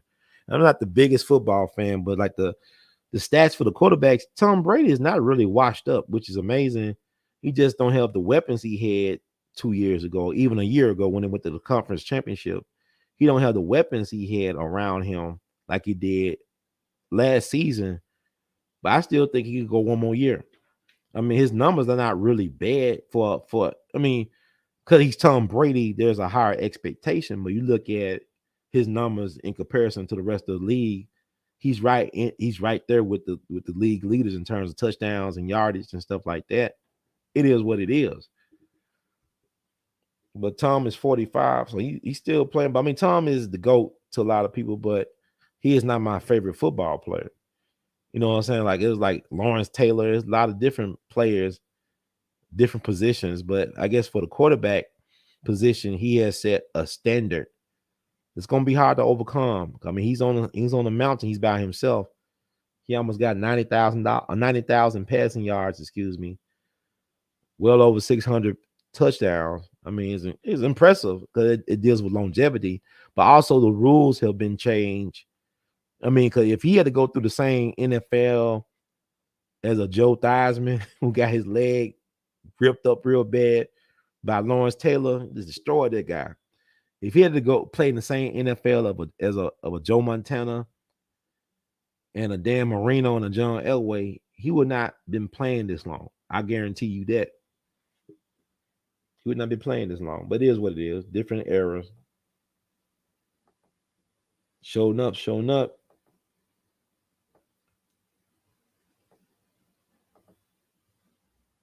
Yeah, they are distractions. It's bread and circuses with them type of guys. I mean, they're there to distract you from real issues. Shannon and Skip, at the end of the day, or Skip and Shannon, what they say about anything ain't really important, but people put a lot of time, and because y'all emotionally invested. Who cares about if Skip disrespected Shannon? As many black men Skip have disrespected over the years, and Shannon hasn't said a mumbling word. And the things Shannon has said recently about certain black people, who really cares if he feel like he's disrespected? He didn't walk off that stage. Shannon got enough sense not to slap the taste out of Skip's mouth. Skip said, "Put your glasses back on." Skip.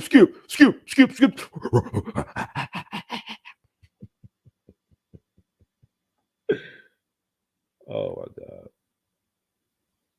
Yeah. That's his brother, Skip, Rick Bayless, the Mexican cuisine guy. Very accomplished family. She probably gave him that milk. That's why he's sassy like that, child. He's sassy, child. Skip very sassy. I know he married, but he be sassy. Oh, never mind. Skip be having hot flashes. Skip.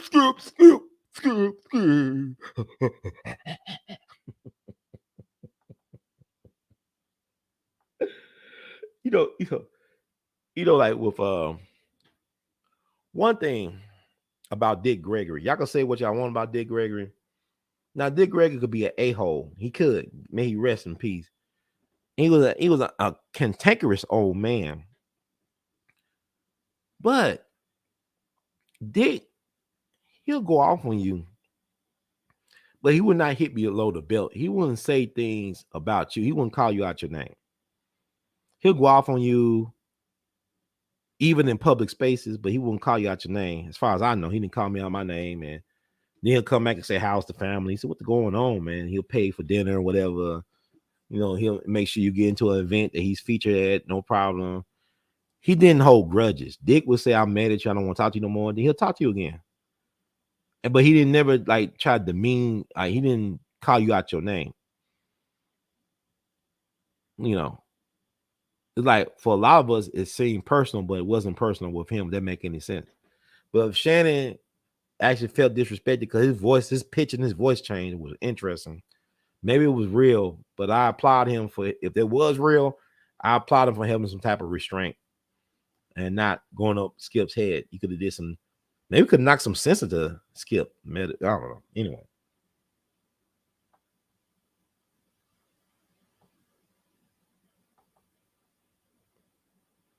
Ain't no such thing as dumb question. I know it's hard for y'all to believe. Dick Gregory he had a lot. It's a lot. I'm gonna tell you something.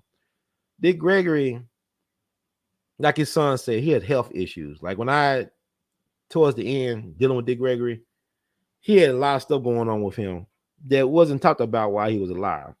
In terms of his circulatory issues, he had like many strokes over the years that were undiagnosed. So he had a lot of health issues. Like when he would fasting, he was just not fasting, he was starving his body. No, fasting is not necessarily bad to fast. Sometimes your body needs a break, but Dick would actually stop eating and he'll go to extremes with the fasting will become starving his body. And then he would do things like run across the country when his doctors advised him not to run across the country because the health consequences that would happen later.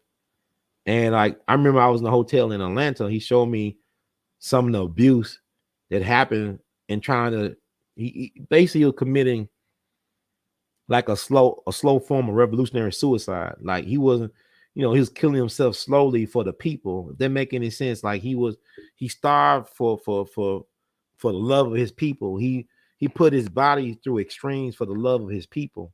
So at the end, I mean, he tired. He ran this marathon, and you lost so many good friends like Medgar Evers and Malcolm X and Dr. King before they turned 40. These were family men like Dick Gregory. Dick Gregory had a whole bunch of kids, but he wasn't there for his kids. He sacrificed his family life for the movement, for the people.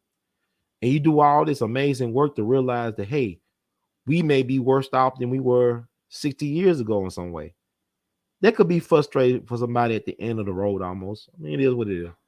But thank God, me and people like me, like Mike Dennis, a Real Black, and other folks, we stood in for you all that was afraid to approach Dick Gregory. I tried to introduce Dick Gregory to people. They were afraid to talk to Dick Gregory. And here I am, I'm getting cursed out and all this stuff. And I'm still hanging in there like an idiot.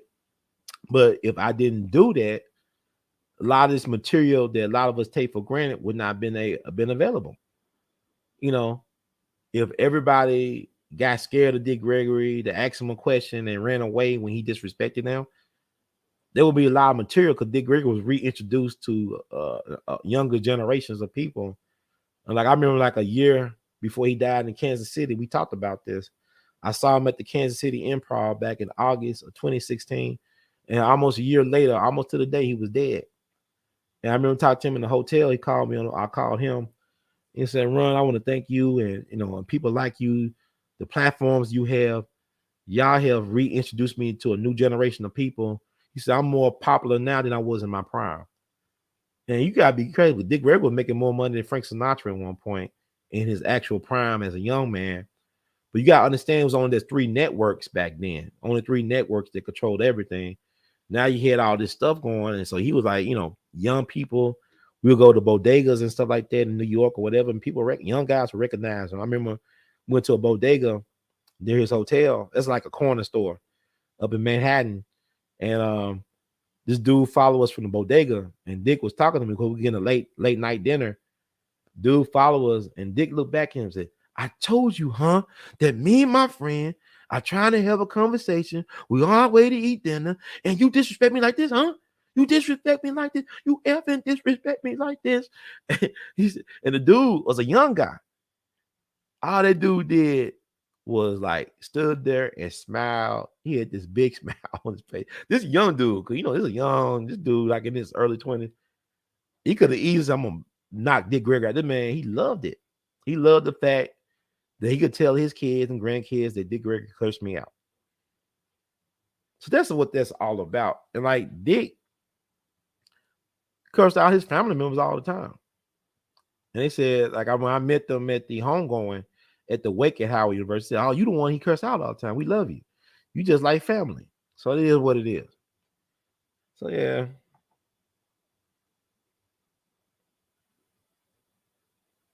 Yeah, she did. Lil, her birthday was just recently, November 24th. Did a phenomenal job. He gives all the credit. You know what I'm saying? Dick gives all the credit.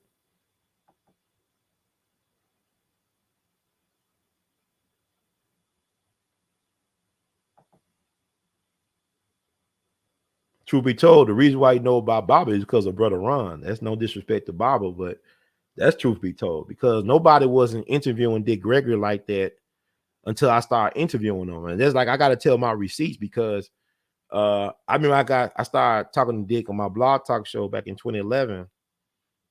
And because of Marcus Jones, and God bless the dead, because Marcus Jones, he passed on to glory. It'll be the anniversary tomorrow. It'll be the 8-year anniversary. Him passing on to glory. That's the father of Michael Bell, a Jenna 6 fan. He told me to reach out to Baba Dick Gregory. And so when we did that Django interview, when we did the review of Django, it went viral. Like I saw Django back in December 2012. Damn, it's like everything. That's like 10 years ago this month. And I was going through some bad breakup with the Sagittarius woman. She just broke my heart. It was horrible. But I went to the movies to see Django. Then something told me to reach out to Dick Gregory. And we talked about Django. And then I said, oh, well, whatever. So I decided to put out what he said about Django, about Spike Lee, and about Quentin Tarantino back in early January of 2013. And I ain't think nothing about it. Then the next day, Dick called me and said, he had his wife Lil on the phone. He said, you know what, Brother Ron? You know what we just did? You know what we did? I said, what did you talking about? I don't know what you talking about.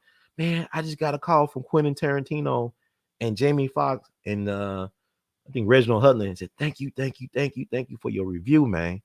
So that stuff went like viral. You know, I didn't get all the hits. Like, you know, YouTube never tell you the truth about how many hits you get, but I kept on getting phone calls from around the country and stuff and email requests for interviews with Dick Gregory. Now they were trying to cater to my ego and say, we want to talk to you. They didn't want to talk to me. They want to talk to Dick Gregory. And that was cool. But Dick was letting me know that his phone was ringing out the hook because of that Django stuff and calling out Spike Lee for not seeing the movie, but criticizing the movie he never saw. But you know what's funny about Dick Gregory? He was a real shapeshifter because Spike Lee did that commercial with him and Kevin Durant for Nike. Like Spike Lee had no problem working with Dick Gregory. You know, Dick Gregory called him a thug. You know how Dick, thug, punk, and all that stuff Dick would do. I guess he did call people out their names. Never mind. You know, but some people could take it. It's different times. But he still did that commercial for Kevin Durant and Nike. And I think he donated his money to charity. He didn't want the money, from my understanding.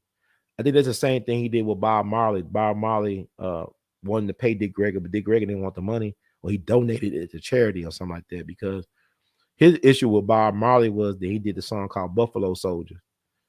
And, you know, Bob Marley called himself giving honor to the black soldier, the Buffalo Soldier. But Dick Gregory saw it as a disgrace because of what the Buffalo Soldiers did to the Native Americans out west. And so, you know, they came to an understanding. But anyway, that's a Dick Gregory story.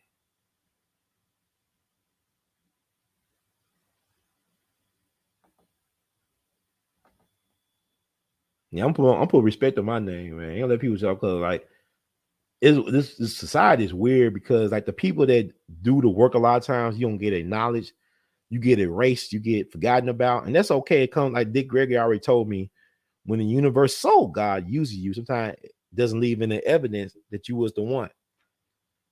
So I'm gonna put some respect on my own name. That's how I look at it. But thank y'all for supporting.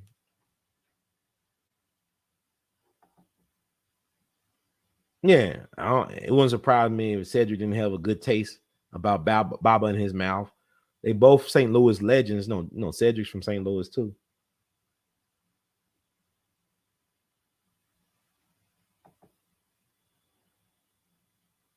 Thank you so much. Zabak the midget. Love it. I love midgets, man. Yeah, tell me about it. Oh my God. But anyway, now what else did I say I'm gonna talk about? What did we all got through? Thank y'all for being patient. I know I ain't the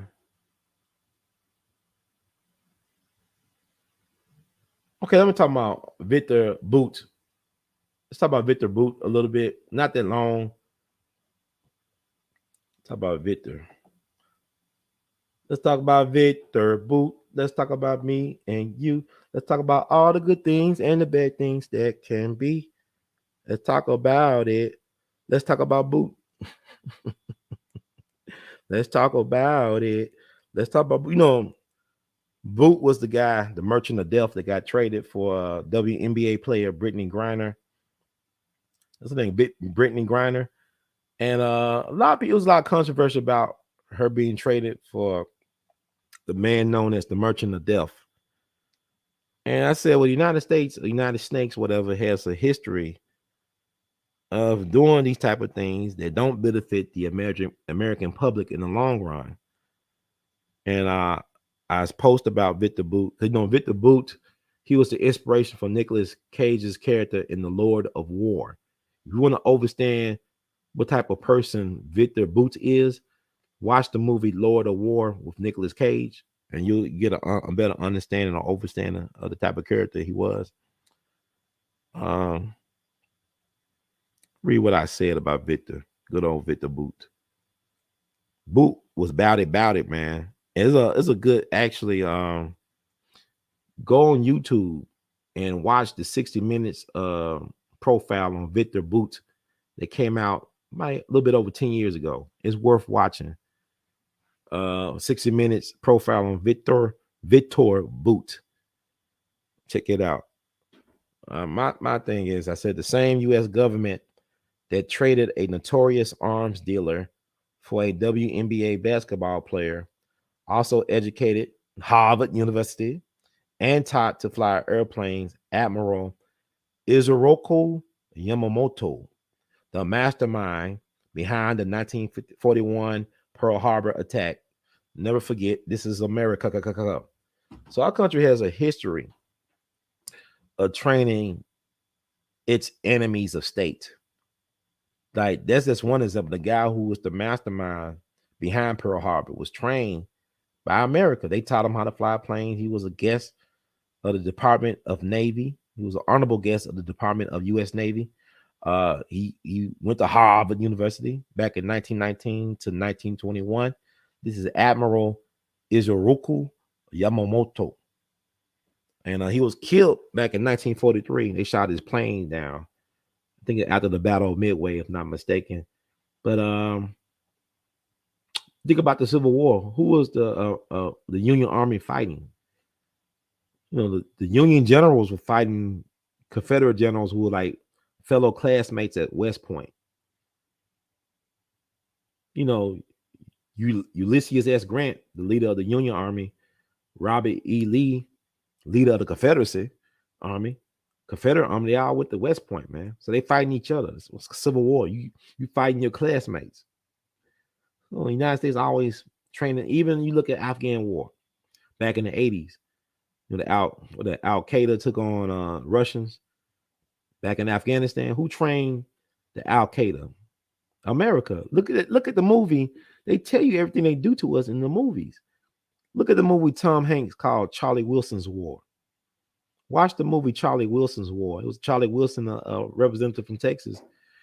They helped get the financing for the train Osama bin Laden and Al-Qaeda to fight the Russians in Afghanistan. Excuse me. Oh, is that? Wait a minute. Was it Al-Qaeda? Let me get it right. Let me walk that back. It wasn't Al-Qaeda. I got that. Who was the? It's so many of them. It wasn't Al-Qaeda. Al-Qaeda was later, right? That's General Petraeus and them in the CIA, right? Al-Qaeda is later, right? Who was fighting the Russians? Let me look this up. I know y'all, if I say the wrong thing, crucify Brother Ron. Who is fighting Russians? There's a lot. Yeah, that brain fog is real, boy. That's why I said I got to start writing these books and stuff. At least I do record myself. That's a good thing. But, getting old, man, this stuff real.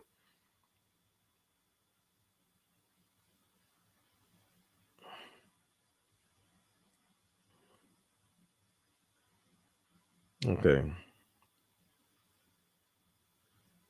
It's a Soviet-Afghan war from 1979 to 89. The Mujahideen, or whatever they call themselves.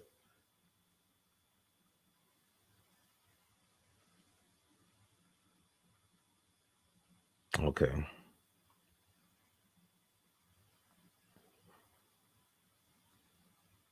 I'm just trying to look stuff up.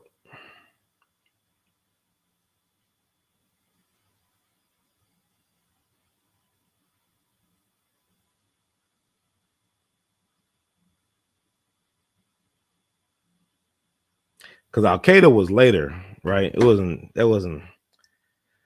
Anyway, we trained those fighters over there to fight the Russians, right? You know, you look at the movie Charlie Wilson's War, it kind of lay all that out in a Hollywood spectacular fashion about it break down. You know, a lot of this stuff is dramatized, but you can always do your own research outside the movies too.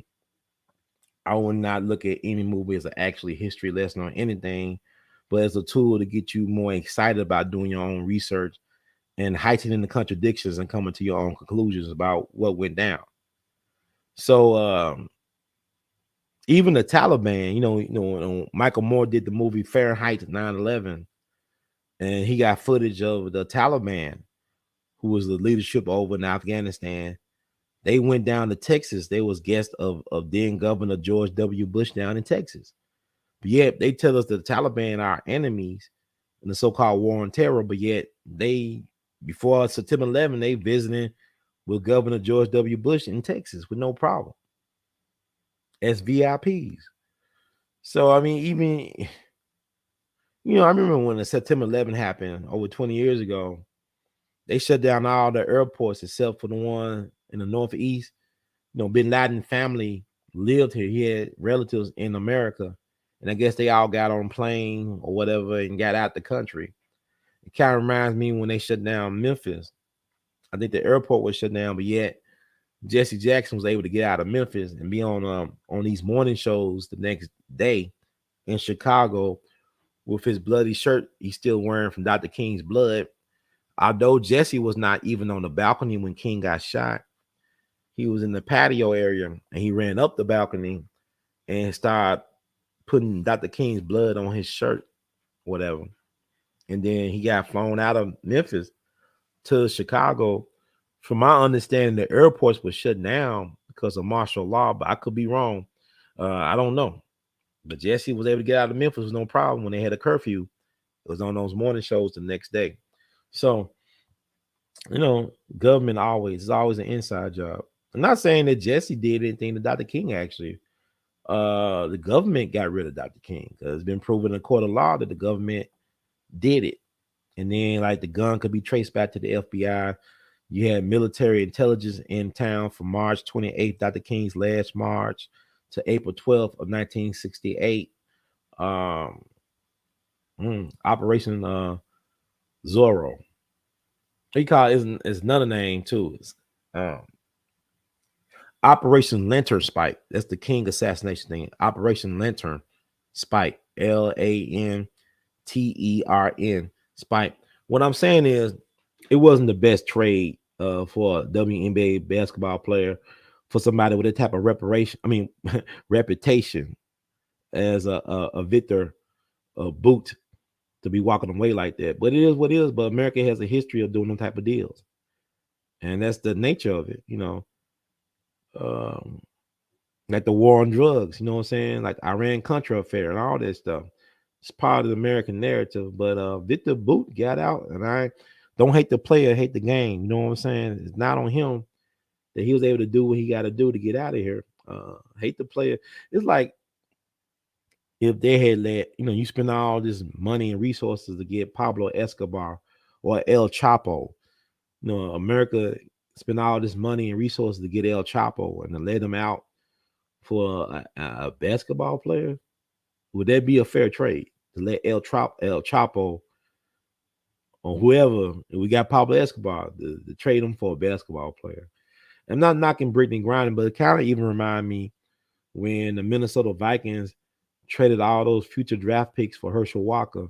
When Dallas got the better end of that deal. I mean, Herschel Walker is a great athlete. He was a phenomenal football player and running back, but Minnesota didn't get the best deal. They didn't know how to utilize Walker as a special running back as he was. And then you look at Dallas, they got 3 championships out the deal.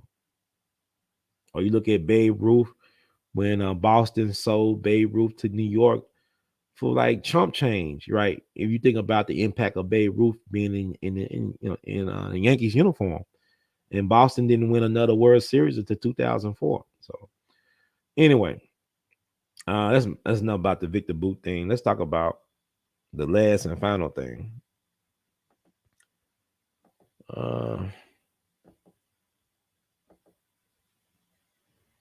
That's my talking about precious aunt. I'm about to talk about precious aunt. And we're getting out of here. Thank y'all for being patient, for rocking with me. You're far too kind. Thank you, thank you, thank you. Far too kind. This famous picture right here. Now that's Gloria Steinem. And the black woman is Dorothy Pitt Hughes. Famous black feminist. That's a very iconic picture when they were young. And then they reenacted the famous picture when they were older. So Dorothy Pittman Hughes, she died earlier this month. And I see some new black media outlets did recognize her passing. Shout out to Gavin G. Bout for doing his thing. I saw that earlier. Appreciate the shout out, brother. I just want to talk about her a little bit. I think it's fascinating. She's a fascinating woman. Read what the AP had to say about her. And I'm read a little bit other sources, then we'll get in, and then we'll get out of here. Let's see. Pioneering black feminist Dorothy Pittman Hughes dies at 84. Dorothy Pittman Hughes, a pioneering black feminist, child welfare advocate, and lifelong community activist who toured the country speaking with Gloria Steinem in the 1970s and appears with her in one of the most iconic photos of the second wave feminist movement, has died. She was 84. Hughes died December 1st in Temple, Florida, at the home of her daughter and son-in-law, said Maurice Sconiers of the Sconiers Funeral Home in Columbus, Georgia. Her daughter, Delitha Ridley Milestones, said the cause was old age. Though they came to their feminist activism from different vantage points, Hughes from her community-based work and Steinem from journalism from the CIA. You know, Steinem came from the CIA, from what I understand, allegedly. I'm saying allegedly. Yeah, right. The two forged a powerful speaking partnership in the early 1970s, touring the country at a time when feminism was seen as predominantly white and middle class, a divide dating back to the origins of the American women's movement. Steinem credited Hughes with helping her become comfortable speaking in public. Okay. In one of the most famous images of the era, taken in October 1971, the two raised their right arms in the Black Power salute. The photo is now in the National Portrait Gallery. Hughes, her work always rooted in community activism, organized the first shelter for battered women in New York City and co-founded the New York City Agency for Child Development to broaden child care services in the city. But she was perhaps best known for her work helping countless families through the community center she established on Manhattan's West Side, offering daycare, job training, advocacy training, and more. She took families off the street and gave them jobs. Okay. Milestones, her daughter, told the Associated Press on Sunday, reflecting on what she felt was her mother's most important work. Steinem, too, paid tribute to Hughes's work, community work. My friend Dorothy Pittman Hughes ran a pioneering neighborhood child care center on the west side of Manhattan. Steinem said in an email, "We met in the 70s when I wrote about the child care center, and we became speaking partners and lifetime friends. She will be missed, but if we keep telling her story, she will keep inspiring us all." Laura L. Lovett, whose biography of Hughes, With Her Fist Raised, came out last year, said in Miss Magazine that Hughes defined herself as a feminist, but rooted her feminism in her experience and in more fundamental needs for safety, food, shelter, and childcare. Born Dorothy Jean Ridley on October 2nd, 1938, in Lumpkin, Georgia, Hughes committed herself to activism at an early age, according to an obituary written by her family. When she was 10, it said her father was nearly beaten to death and left on the family's doorstep. The family believed he was attacked by the Ku Klux Klan, and Hughes decided to dedicate herself to helping others through activism. She moved to New York in the late 1950s when she was nearly 20 and worked as a salesperson, nightclub singer, and house cleaner. By the 1960s, she had become involved in the civil rights movement and other causes, working with Martin Luther King Jr., Malcolm X, and others. In the late 1960s, she set up her West 80th Street Child Care Center, providing daycare and also support for parents. She realized that child care challenges were deeply entangled with issues of racial discrimination, poverty, drug use, substandard housing, welfare hotels, job training, and even the Vietnam War, Lovett wrote last year. It was at the center that Hughes met Steinem, then a journalist writing a story for New York Magazine. They became friends, and from 1969 to 1973, spoke across the country at college campuses, community centers, and other venues on gender and race issues. Dorothy's style was to call out the racism she saw in the white women's movement, Lovett said in Mrs. She frequently took to the stage to articulate the way in which white women's privilege oppressed black women, but also offered her friendship with Gloria as proof this obstacle could be overcome. I said Mrs. I think it's Miss Magazine. Whatever, miss me with that. But Miss Magazine, okay. In the early 1970s, Hughes also helped found with Steinem the Women's Action Alliance, a broad network of feminist activists aiming to coordinate resources and push for equality on a national level. Though Hughes was often said to have also co-founded Miss Magazine with Steinem in the same era, and biographer Lovett says she helped inspire the idea. She did not have a formal role with the magazine. It's kind of like when John Lennon said that Dick Gregory inspired one of his best-selling songs, Imagine, because Dick gave him a prayer book. I said, guess it's kind of like spiritual inspiration thing. Okay, we'll give her that. Interesting. It was difference. It was our difference in the experience that made us good lecture partners, Steinem noted. She also recalled collaborating with Hughes on protests in so-called welfare hotels in New York for poor families in the 70s. Dorothy was key to exposing living conditions there, Steinem said. She truly was a great community activist. By the 80s, Hughes had moved to Harlem and opened an office supply business, Harlem Office Supply, the rare stationery store at the time that was run by a black woman. But she was forced to sell the store when a Staples opened nearby, part of President Bill Clinton's Upper Manhattan Empowerment Zone program. Interesting. She will remember some of her experiences in the 2000 book, Wake Up and Smell the Dollars. Whose inner city is this anyway? One woman's struggle against sexism, classism, racism, gentrification, and the empowerment zone. Hughes was portrayed in The Glorias, the 2020 film about Steinem by actor Janelle Monáe.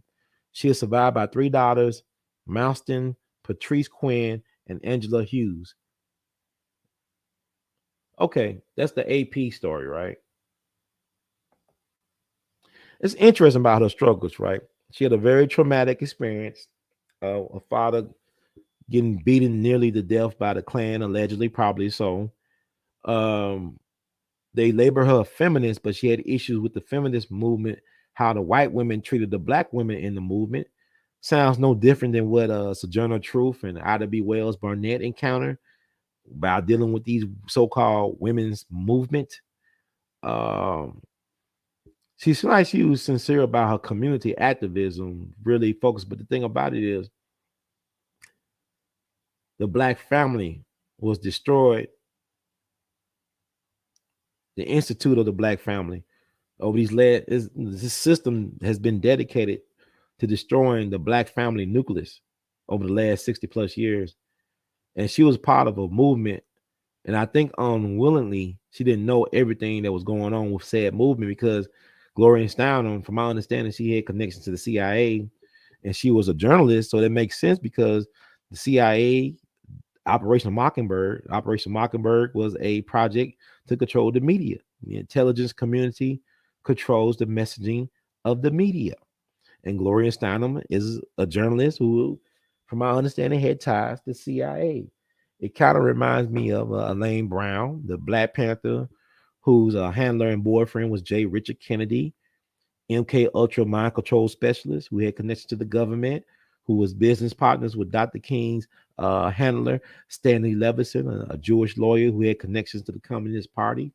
It's like it's interesting. Maybe that, Steinem was used to handle Dorothy Pittman Hughes. It's interesting because like Dorothy, she was sincere about community building, but one woman's like she was what you characterize the independent, strong black woman type. Is that what it is? I'm independent. I'm a strong, independent black woman, and yet she had her business taken away from her because of justification by the white man system, by Bill Clinton, Mr. Three Strikes You're Out, Bill Clinton. I smoke, but I didn't inhale. I smoke, but I didn't inhale because I'm not in hell. Because I'm not in hell. I smoke, but I didn't inhale. Clinton. So she got her empowerment zone, Negro wake up call. But it's like, she got 3 daughters. I guess she was divorced, but she was trying to help battle women. I think she was more like a womanist than a feminist, if that make any sense. That she actually, I think she probably had a love for black men, but the feminist movement was about emasculating black men. Because, you talking about patriarchy, we never had the chance to really be in control of our families like that and in control of our communities as patriarchs. So your beef is with the white man, but with white feminists, they're not trying to destroy their men. They're trying to get favors from their men. They're trying to be respected. They're trying to get a seat at the table with their men. They're trying to get allowances from their men. Because I'll tell you something that people don't understand. The most powerful white women didn't care about voting. They didn't care about all this women's rights stuff because they had the power behind the throne. They had that man's ear doing pillow talk. There was the power behind the throne. They had the resources. They raised them white men to be what they were. Like you look at the first female senator was from where? From Georgia. Rebecca Latimer Felton, first U.S. senator, but she was a white supremacist. She encouraged white men to lynch black people by any means necessary. So you look at how Ida B. Wells and them were treated like second-class citizens. Even when it came to marching, Ida B. Wells had more credentials than a lot of them so-called white women.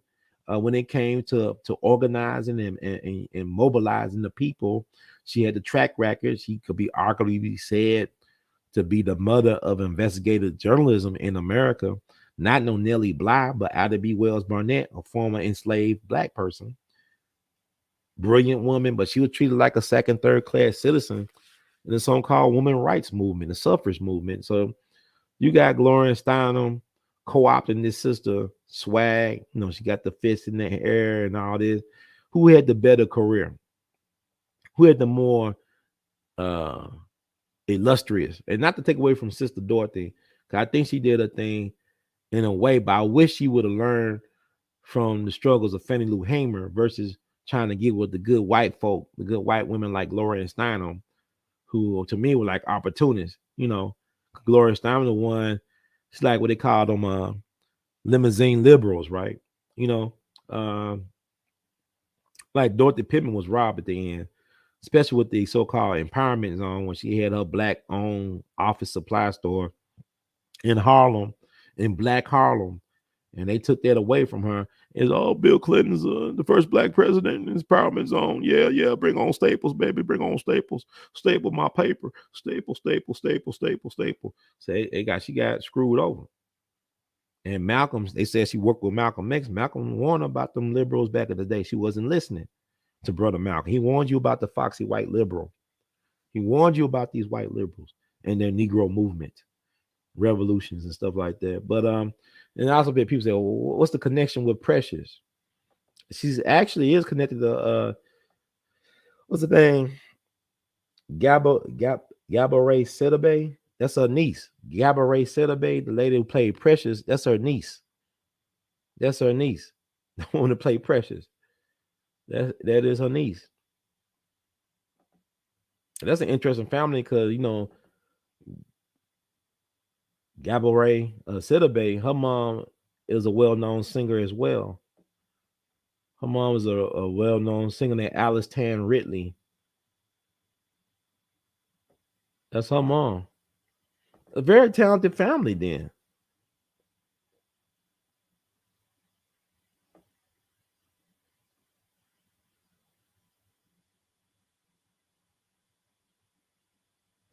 It's her mom. It's Precious' mom. I'm just trying. I'm gonna wrap it up, folks. I'm just trying to do my due diligence.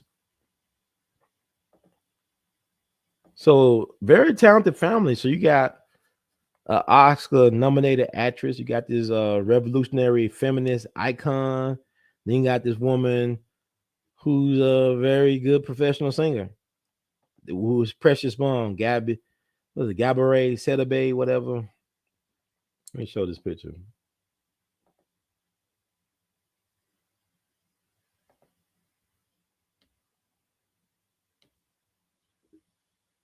It's Alice Tan Ridley. That's Precious' mom. I'm sorry, called as it's called because that's what y'all know her as. Maybe that's disrespectful. I don't know. Alice Tan Ridley, born December 21st, Sagittarius, 1952. Is that Sagittarius 21st still? Almost Capricorn cuss. Yeah. Is an American gospel and R&B singer and the mother of actress Gabourey Sidibe. Really advanced to the semifinals of the NBC television series America's Got Talent after previously winning $25,000 in the pilot episode of 30 Seconds to Fame. Really released her debut album, Never Lost My Way, at the age of 63 in September 2016. Okay. Ridley was born, Wikipedia is cool. Y'all might want to consider giving the Wikipedia. Ridley was born in Georgia. She is the mother of Ahmed and Gabourey Sidibe. For about 30 years, Ridley has been singing and busking in New York City subway stations, mainly at Herald Square in Midtown Manhattan. She's a professional street musician. Okay. For the past 6 years, Ridley tours with a 7-piece band, doing shows at performing arts centers across America. Her daughter is Gabourey Sidibe, who starred in the 2009 hit film Precious and garnered critical acclaim. On October the 6th, 2012, Ridley performed for the first time in her life with a 65-piece symphony orchestra at Ohio Northern University in Ada, Ohio. So that's Precious' mom right there. That's Precious' mom, Alice Tan Ridley. I guess she is the sister then of Dorothy Pittman Hughes. If Gabourey Sidibe is her niece. And this is Precious. This is what I'm talking about, the lady played Precious. So her aunt is a feminist icon who just passed. Is she a righteous ancestor? I'm more of a Fannie Lou Hamer fan when it comes to women empowerment. But this is her niece. This is Dorothy Pittman Hughes' niece. Gabourey Sidibe. Okay. What a world we live in. She is the niece of Dorothy Pittman Hughes. Like I said, it's interesting who you related to because it start making sense when you know who you are.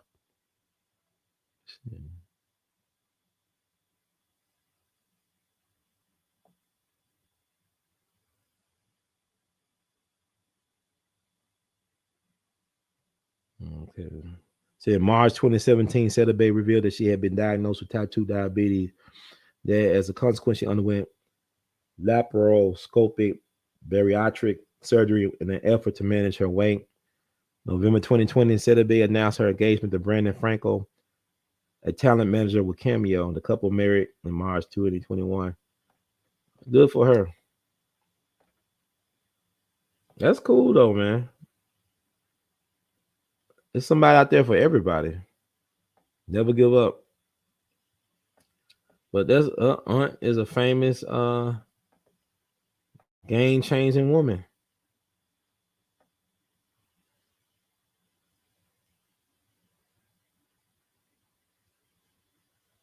Okay, so with Dorothy Pittman Hughes, she found the hard way that she got no friends. I mean, I look at, like I said, Gloria Steinem had a more illustrious and glamorous life than consider Dorothy Pittman Hughes. And you need the black man. The black man is needed to be a part of the black family. You need the black man, woman, and child.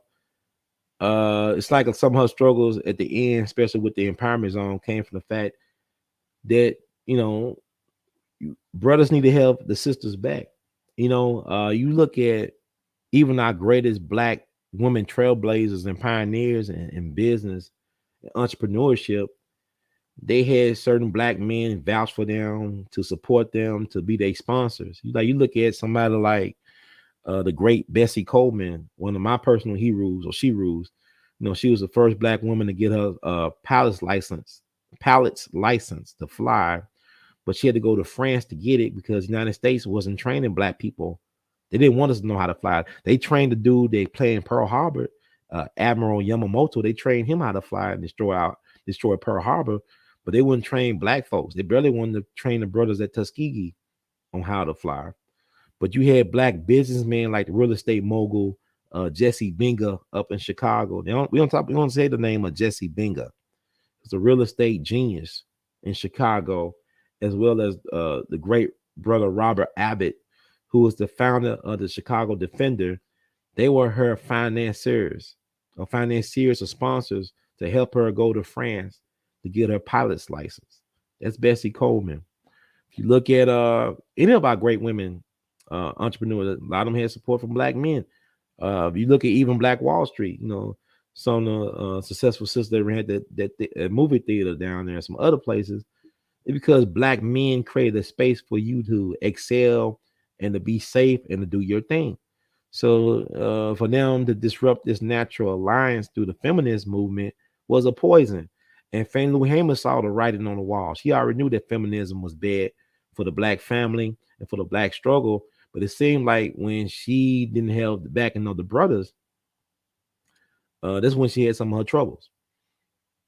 With the, if she had, if black men was able to stand with her in Harlem, maybe her supply store would have had a better chance of surviving. I don't know. I mean, I just think about all the times when black men stood up for black women, things change. Like you look at even like I talk about the Montgomery bus boycott, you had black women being raped by white police officers and bus drivers and stuff. You remember Reese Taylor got gang raped coming home from church back in September of 44 in Alabama. You hear these stories, but when black men start walking women home, start escorting, start doing armed patrols, drive, things change. When black women were being disrespected wartime at the Detroit factories, it was black men that said we don't respect our sisters, and they were forcing black women to eat in the damn restrooms instead of in the lunchroom. That's how they were treating black women that were working at these. Y'all got this interesting mythological image of Rosie the Riveter, the white woman on the poster with her arms doing the flexing, but it was some black women, some Rositas or some Rosettas or whatever. It was some sisters doing that thing too, but they were being disrespected. But when the brother said, if you don't respect our women, we won't work here either, that's when they start getting their respect. So we are really natural allies. So it shouldn't be like that. Because even back in the day, when the black man fought and died in the Civil War, and black men were given the right to vote, even though you had some black women that said, we got to have our brothers, we got to have the black men We want our men to have the right to vote. You had women, they were for women, but they knew that they wanted their men to have the right to vote. And some of the most progressive time for black people in America was that 10-year period called Reconstruction. We had black men in Congress being senators from Mississippi and stuff like that, doing their thing. So this country will never be right until they do right by black boys. And you can't keep on blaming black men for the woes of the black community if we're not allowed to have access to resources and to do things to uplift said community. If you're not properly training these young boys to be men, then how can you blame them when things are already falling apart to begin with? You're not investing in people. So, like, you look at somebody like, you talk about HBCUs. It'd be nice if people like Robert Smith could adapt some of these HBCUs, like what Robert Smith did for them young men in Morehouse by paying off their student loan debt. Then he found out that y'all should check out this podcast called Earn Your Leisure. I'm gonna look at it after I get off sometime tomorrow, whatever today. They interview Robert Smith. He's the wealthiest black person in America, from my understanding. He's worth billions of dollars, but he's not an entertainer. He's not an actor, athlete. He's actually a businessman. He made his money by investments and stuff like that. He knew how to play the game, but he was the guy that did the keynote a couple years back in Morehouse to talk about, he gave them guys a lease on life because he said, I'm going to pay off y'all debt. Y'all don't understand what's killing folks from starting families and stuff like that is student loan debt. Because most of the people going to die with their debt unless they do something about it, because it's just crazy. Because back in the day, if you go back to the 60s, you look at Judge Joe Brown, they didn't have a lot of student loan debt. They had barely any student loan debt. That's why Judge come up back in the day, we do this, we were on the streets, we the parents, you ain't had nothing of debt. You didn't have to worry about trying to get a job, trying to start your career. You can actually do things to try to empowerment your community. Like I'm not gonna ever stop saying this with Jeffrey Haas, a Jewish brother from Atlanta, Jewish guy. He went to, I want to say, called University of Chicago Law School, but he ended up befriending Fred Hampton. He represented Fred Hampton's family in the civil suit against the U.S. government, or his company did, or his office, the People's Law Office. He was inspired to start a People's Law Office because of his friendship for Fred Hampton, because Fred Hampton wanted to be a lawyer, from my understanding, before they killed him. The government killed him in his sleep at the age of 21, next to his pregnant fiance.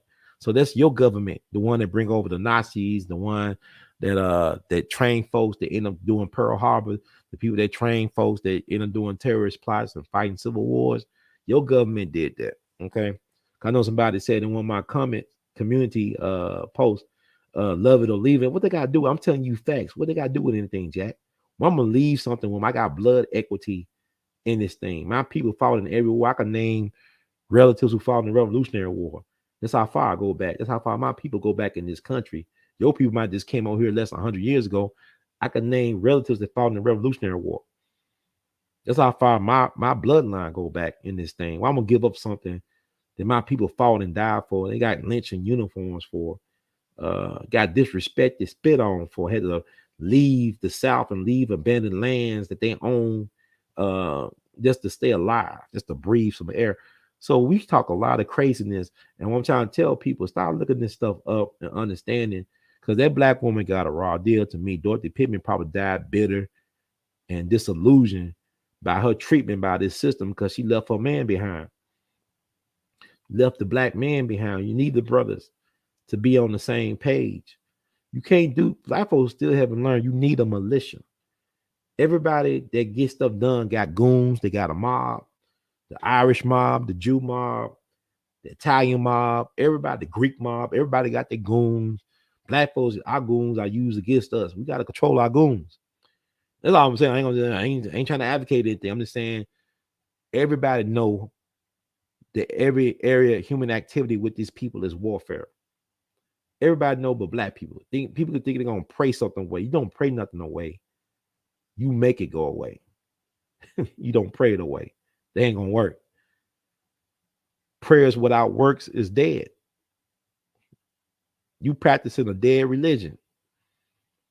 So I guess that's it. I ran and raved enough.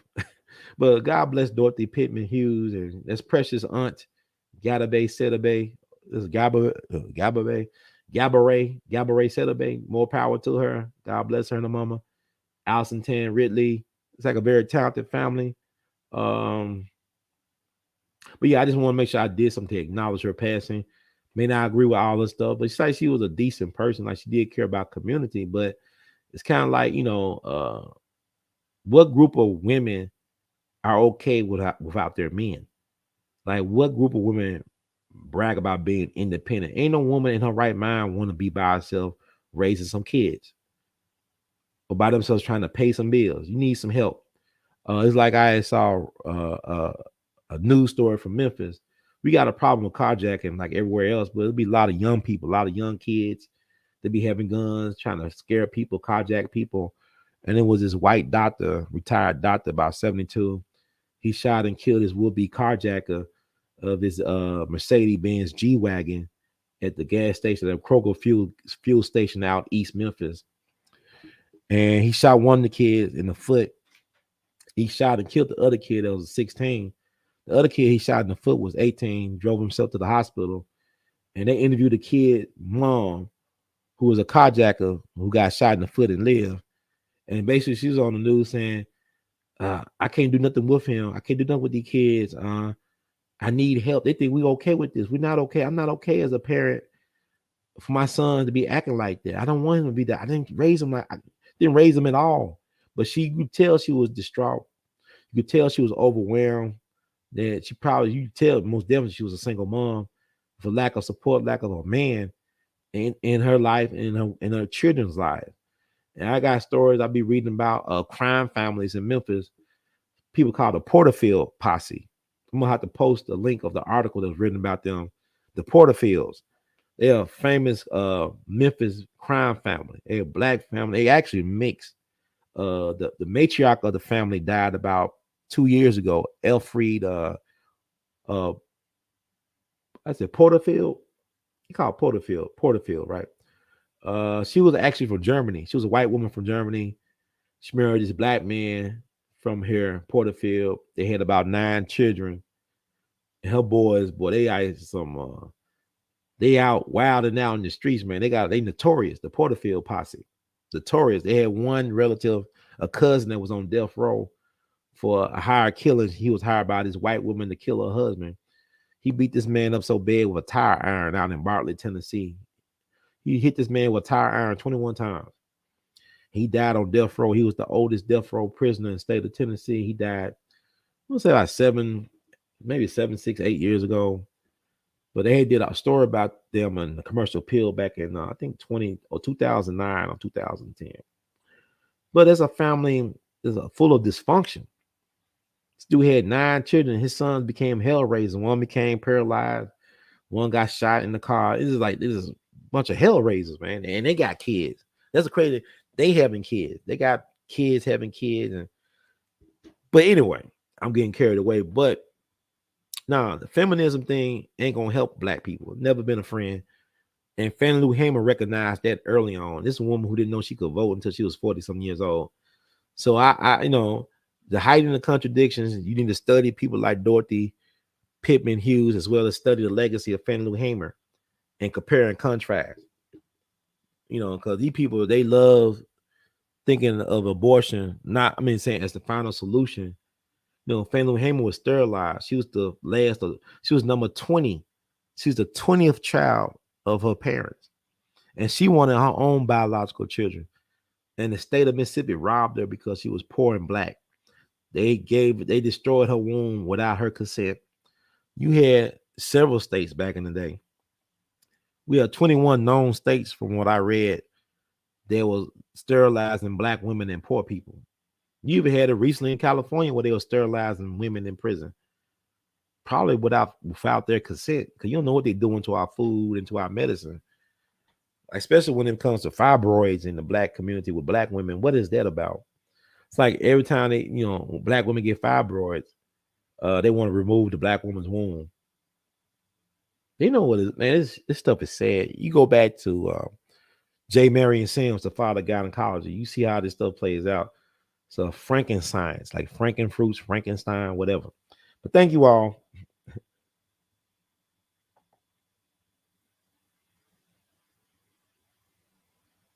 All right, thank you all though.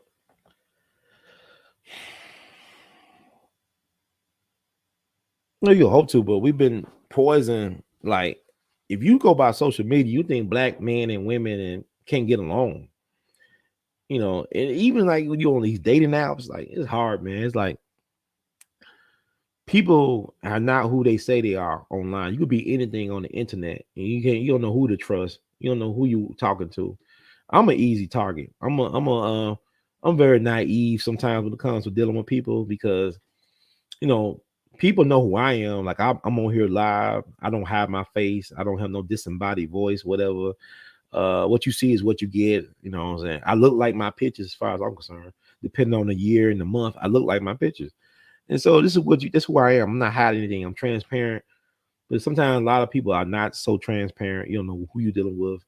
And it's dangerous out here because they recently had a dude get set up from a dating app. They killed him, I think. But it probably happened more times than not. You know, people disappearing. A lot of people disappearing. Especially a lot of black women are disappearing in Memphis. A lot of missing black women. I mean, young girls as well as older women. So God bless us all, man. It's crazy times we're living. Yeah, it is. But I think it's more to this. It's because like you got to think about baby powder causes the talcum powder, baby powder that causes cancer. They approve things that make us sick. That's why I'm saying people keep on talking about what people eat. You eating a hamburger. Well, you eating spinach. You eating vegetables. You don't know what they treat the vegetables with. You trusting that the labels are telling you the truth about the chemicals that were used to treat or process the food. Like this is like a concentration camp that we're living in terms of we don't know what they doing to our food and to our air and to our water.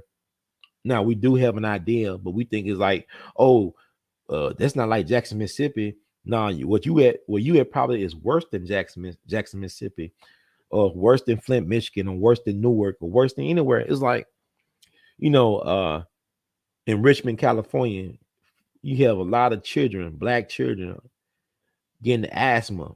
They've been getting asthma for years. I don't know how it is now in Richmond, California. But people assume, oh, asthma, that's hereditary. No, it's not hereditary. You inherit it from your environment, but not necessarily from your bloodline.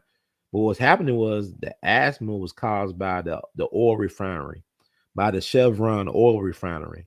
It was messing up the air and stuff like that in the environment, and it was causing people to get asthma. Just like talk about the old Army depot closed down near the Kellogg's cereal processing plant here in South Memphis, near Young Dolph's neighborhood of Castelia. A lot of folks in those neighborhoods surrounding area, like my grandparents, they got cancer. A lot of folks I know got cancer and passed on, but because probably was they put in their ground, because you don't really see any stray animals in that area. Animals be knowing, animals know when to predict when there's an earthquake or tornado. When the tsunami happened over in Asia, was it back in December 2004? Was that December 2004? The animals were running to find a shelter up higher up above sea level. They was running towards higher terrain to get away from the tsunami. They already knew that something was happening before it happened. So that's why it's good to have animals around sometimes, like a dog or whatever, a cat that be acting strange and all types of animals, because they know something's about to happen. So you see your animals acting out of character, you better pay attention to what they're doing and might want to follow their lead to higher ground. So that's what they were doing. It was reports of animals like, okay, let's get away from the beach, from the ocean. It's about to be hell to be paid, But now, this week they talking about Old Testament weather, right? And I'm gonna say, it's 3 hours. Jesus Christ. Leave y'all with this. And I'm getting out of here. And thank y'all for being patient. I can't believe I stayed on here this long. Jesus. Oh my God. This is horrible. Find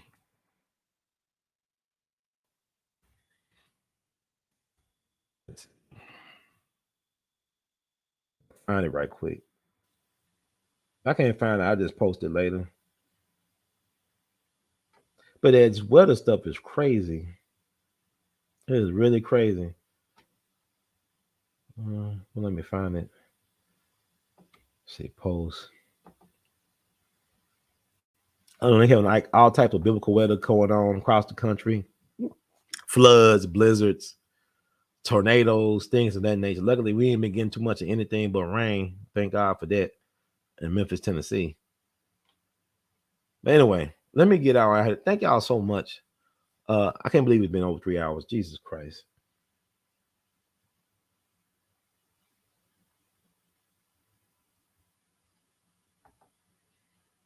Yeah, it's like there's communities built on own landfills. They actually built roads over old graveyards, especially black graveyards.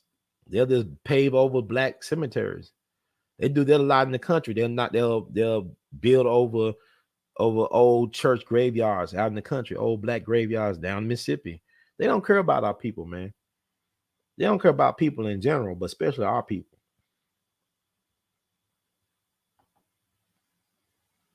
I guess so, but I just like, Jesus, I don't know what's wrong with me. I can't believe it's been this long. I know I talk a lot. Jesus. Yeah, I appreciate y'all. I mean, y'all like it. I'm glad y'all like it.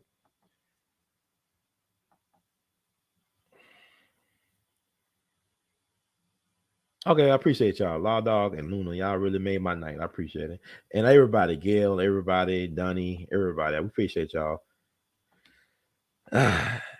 Yeah, but they already saying that the earth is spinning faster and time is really weird. And now we on a pre-shadowing of a Mercury retrograde. There's a lot of retrograding been going on, a lot of crazy stuff been happening. Just check in on yourselves, man. Check in on your people, but also check in on you, because a lot of times people don't check in on your people.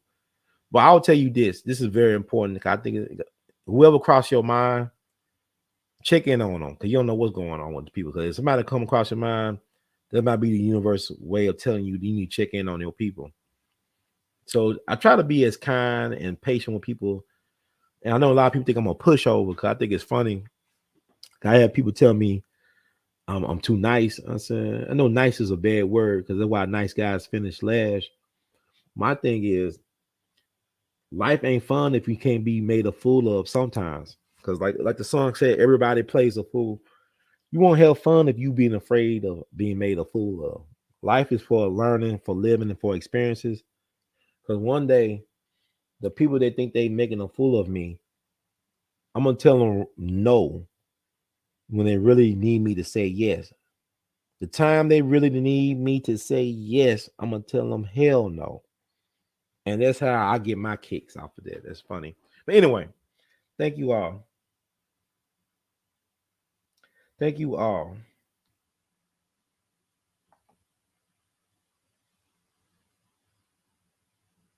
Yeah, man. Y'all stay warm out there. Stay safe. Thank you. Thank you.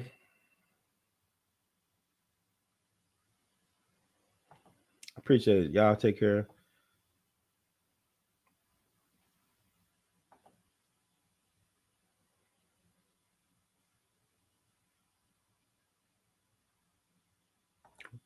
Yeah, y'all going fast.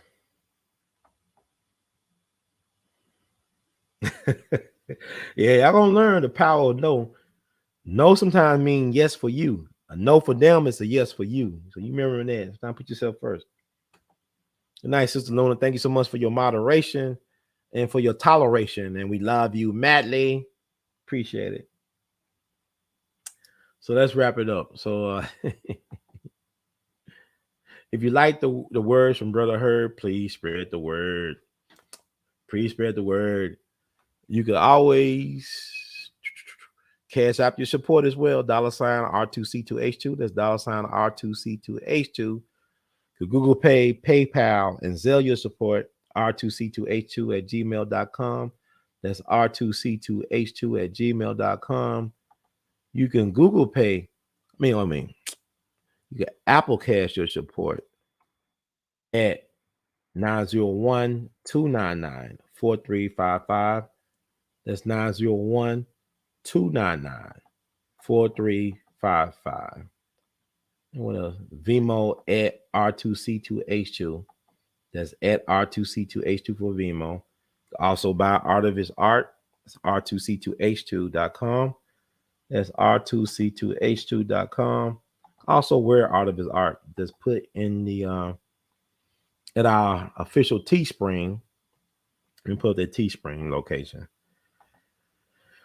Woo-wee. Yeah, so thank you all. Well, guys, sure I know Law Dog got that you got that Baba, the Three Kings. The Three Kings, yay. The Three Kings. That's a very popular one. Yeah. Baba Dick Gregory, Richard Pryor, and Paul Mooney. Now I had a chance. Those are actual autographs down there. Dick Gregory and Paul Mooney. I wish Richard Pryor was still around. We got all three of them. I had, Dick Gregory and Paul Mooney autographed those. This drawing I did. They did that at Atlanta back in 2014. Richard Pryor's birthday was just on December 1st. I believe he died also on December 10th, if I'm not mistaken. Legendary truth tellers right there. Yeah, God bless him, miss him. But yeah, I got a lot of shirts. You got, Man Up, Just Yo, JJB for Mayor of Tennessee, Memphis, Tennessee in 2023. All that stuff. Hey, we gonna have Judge O'Brien back on? I don't know. Judge too busy. We'll see. Thank y'all so much for being patient. I'm just trying to got the M&M Blood Brothers. It's Malcolm and Muhammad Ali. Muhammad. Well, got Mr. Rhythm is our business. Business soul is well. The launch per way. Okay. And what else? And Jesus, he saves. Wear your faith, man. Black Jesus. I got a lot of artwork, man. I don't even show, like, even my website. I got like how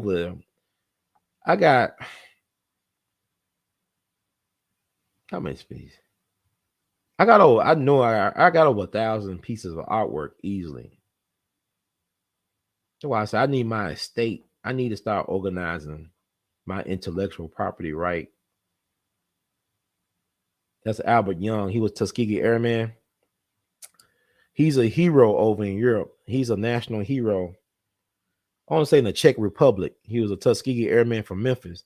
A handsome young guy. He got his plane crashed in the Czech Republic during World War II, but he's a national hero over there, and they honor him. They just recently installed a new monument in his honor over in I think the Czech Republic. And you know what's sad about Memphis?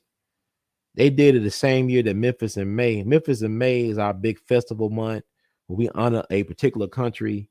In 2018, I think we honored the Czech Republic.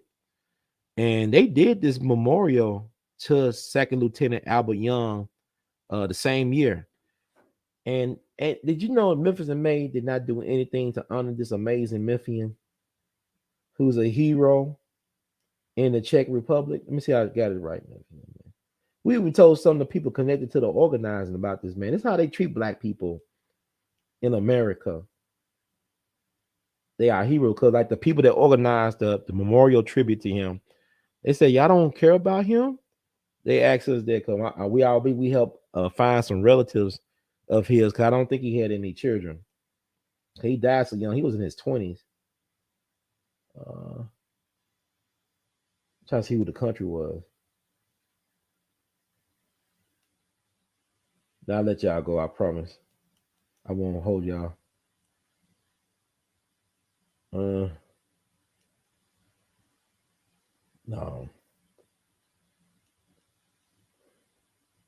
It was in May. Trying to find who they on in 2018.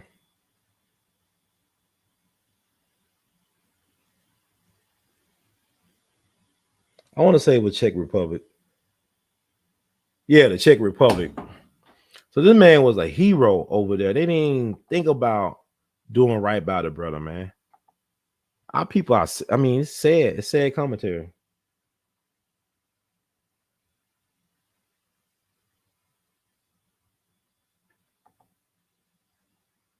Oh yeah, I mean, it's a lot to show, man. Yeah, these are the Crystal Children, the Indigo Children. They are here. Memphis is a phenomenal place, but even when I move away, I'll still be around. So it'll be no problem.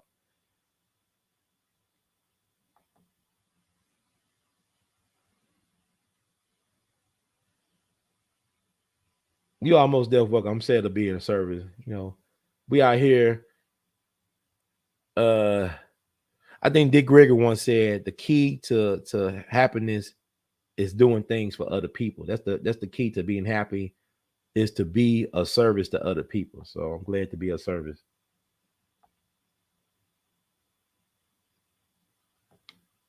Thank you. So I ain't gonna hold y'all. Okay, y'all good. Let me just read the disclaimer, and God bless you all. And y'all be safe out here. Be warm as well. Be thoughtful. Be kindful. Be mindful. And be you. To thy own self be true. And disclaimer: the views expressed by host and guests on the We All Be TV platform are not the official views, opinions, beliefs, or perspectives of We All Be News or the We All Be Group Incorporated. We All Be News is an organization that thoroughly believes in supplementing the information narrative that is usually supplied by the corporate news entities with those viewpoints and expressions which may be marginalized or ignored for a plethora of reasons. We are about informing the general public on alternative perspectives as it relates to news and information, and letting the general public be the ultimate judge and decide on how to use said information. Informed citizens are responsible citizens. Thank you for your support. Thank you all once again. You are far too kind, too patient, too loving, and may you always be lovable. In the words of the great Duke Ellington, we love you madly. Keep on producing and pushing us. That's in the words of Brother Ron. One love. See how it works? Somewhere. Look at my shirt. Yeah.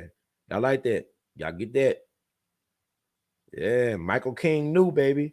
Michael King. Dr. King's name was Michael. Y'all know that, right? Michael King. He was a Michael. That's why he was great. Peace.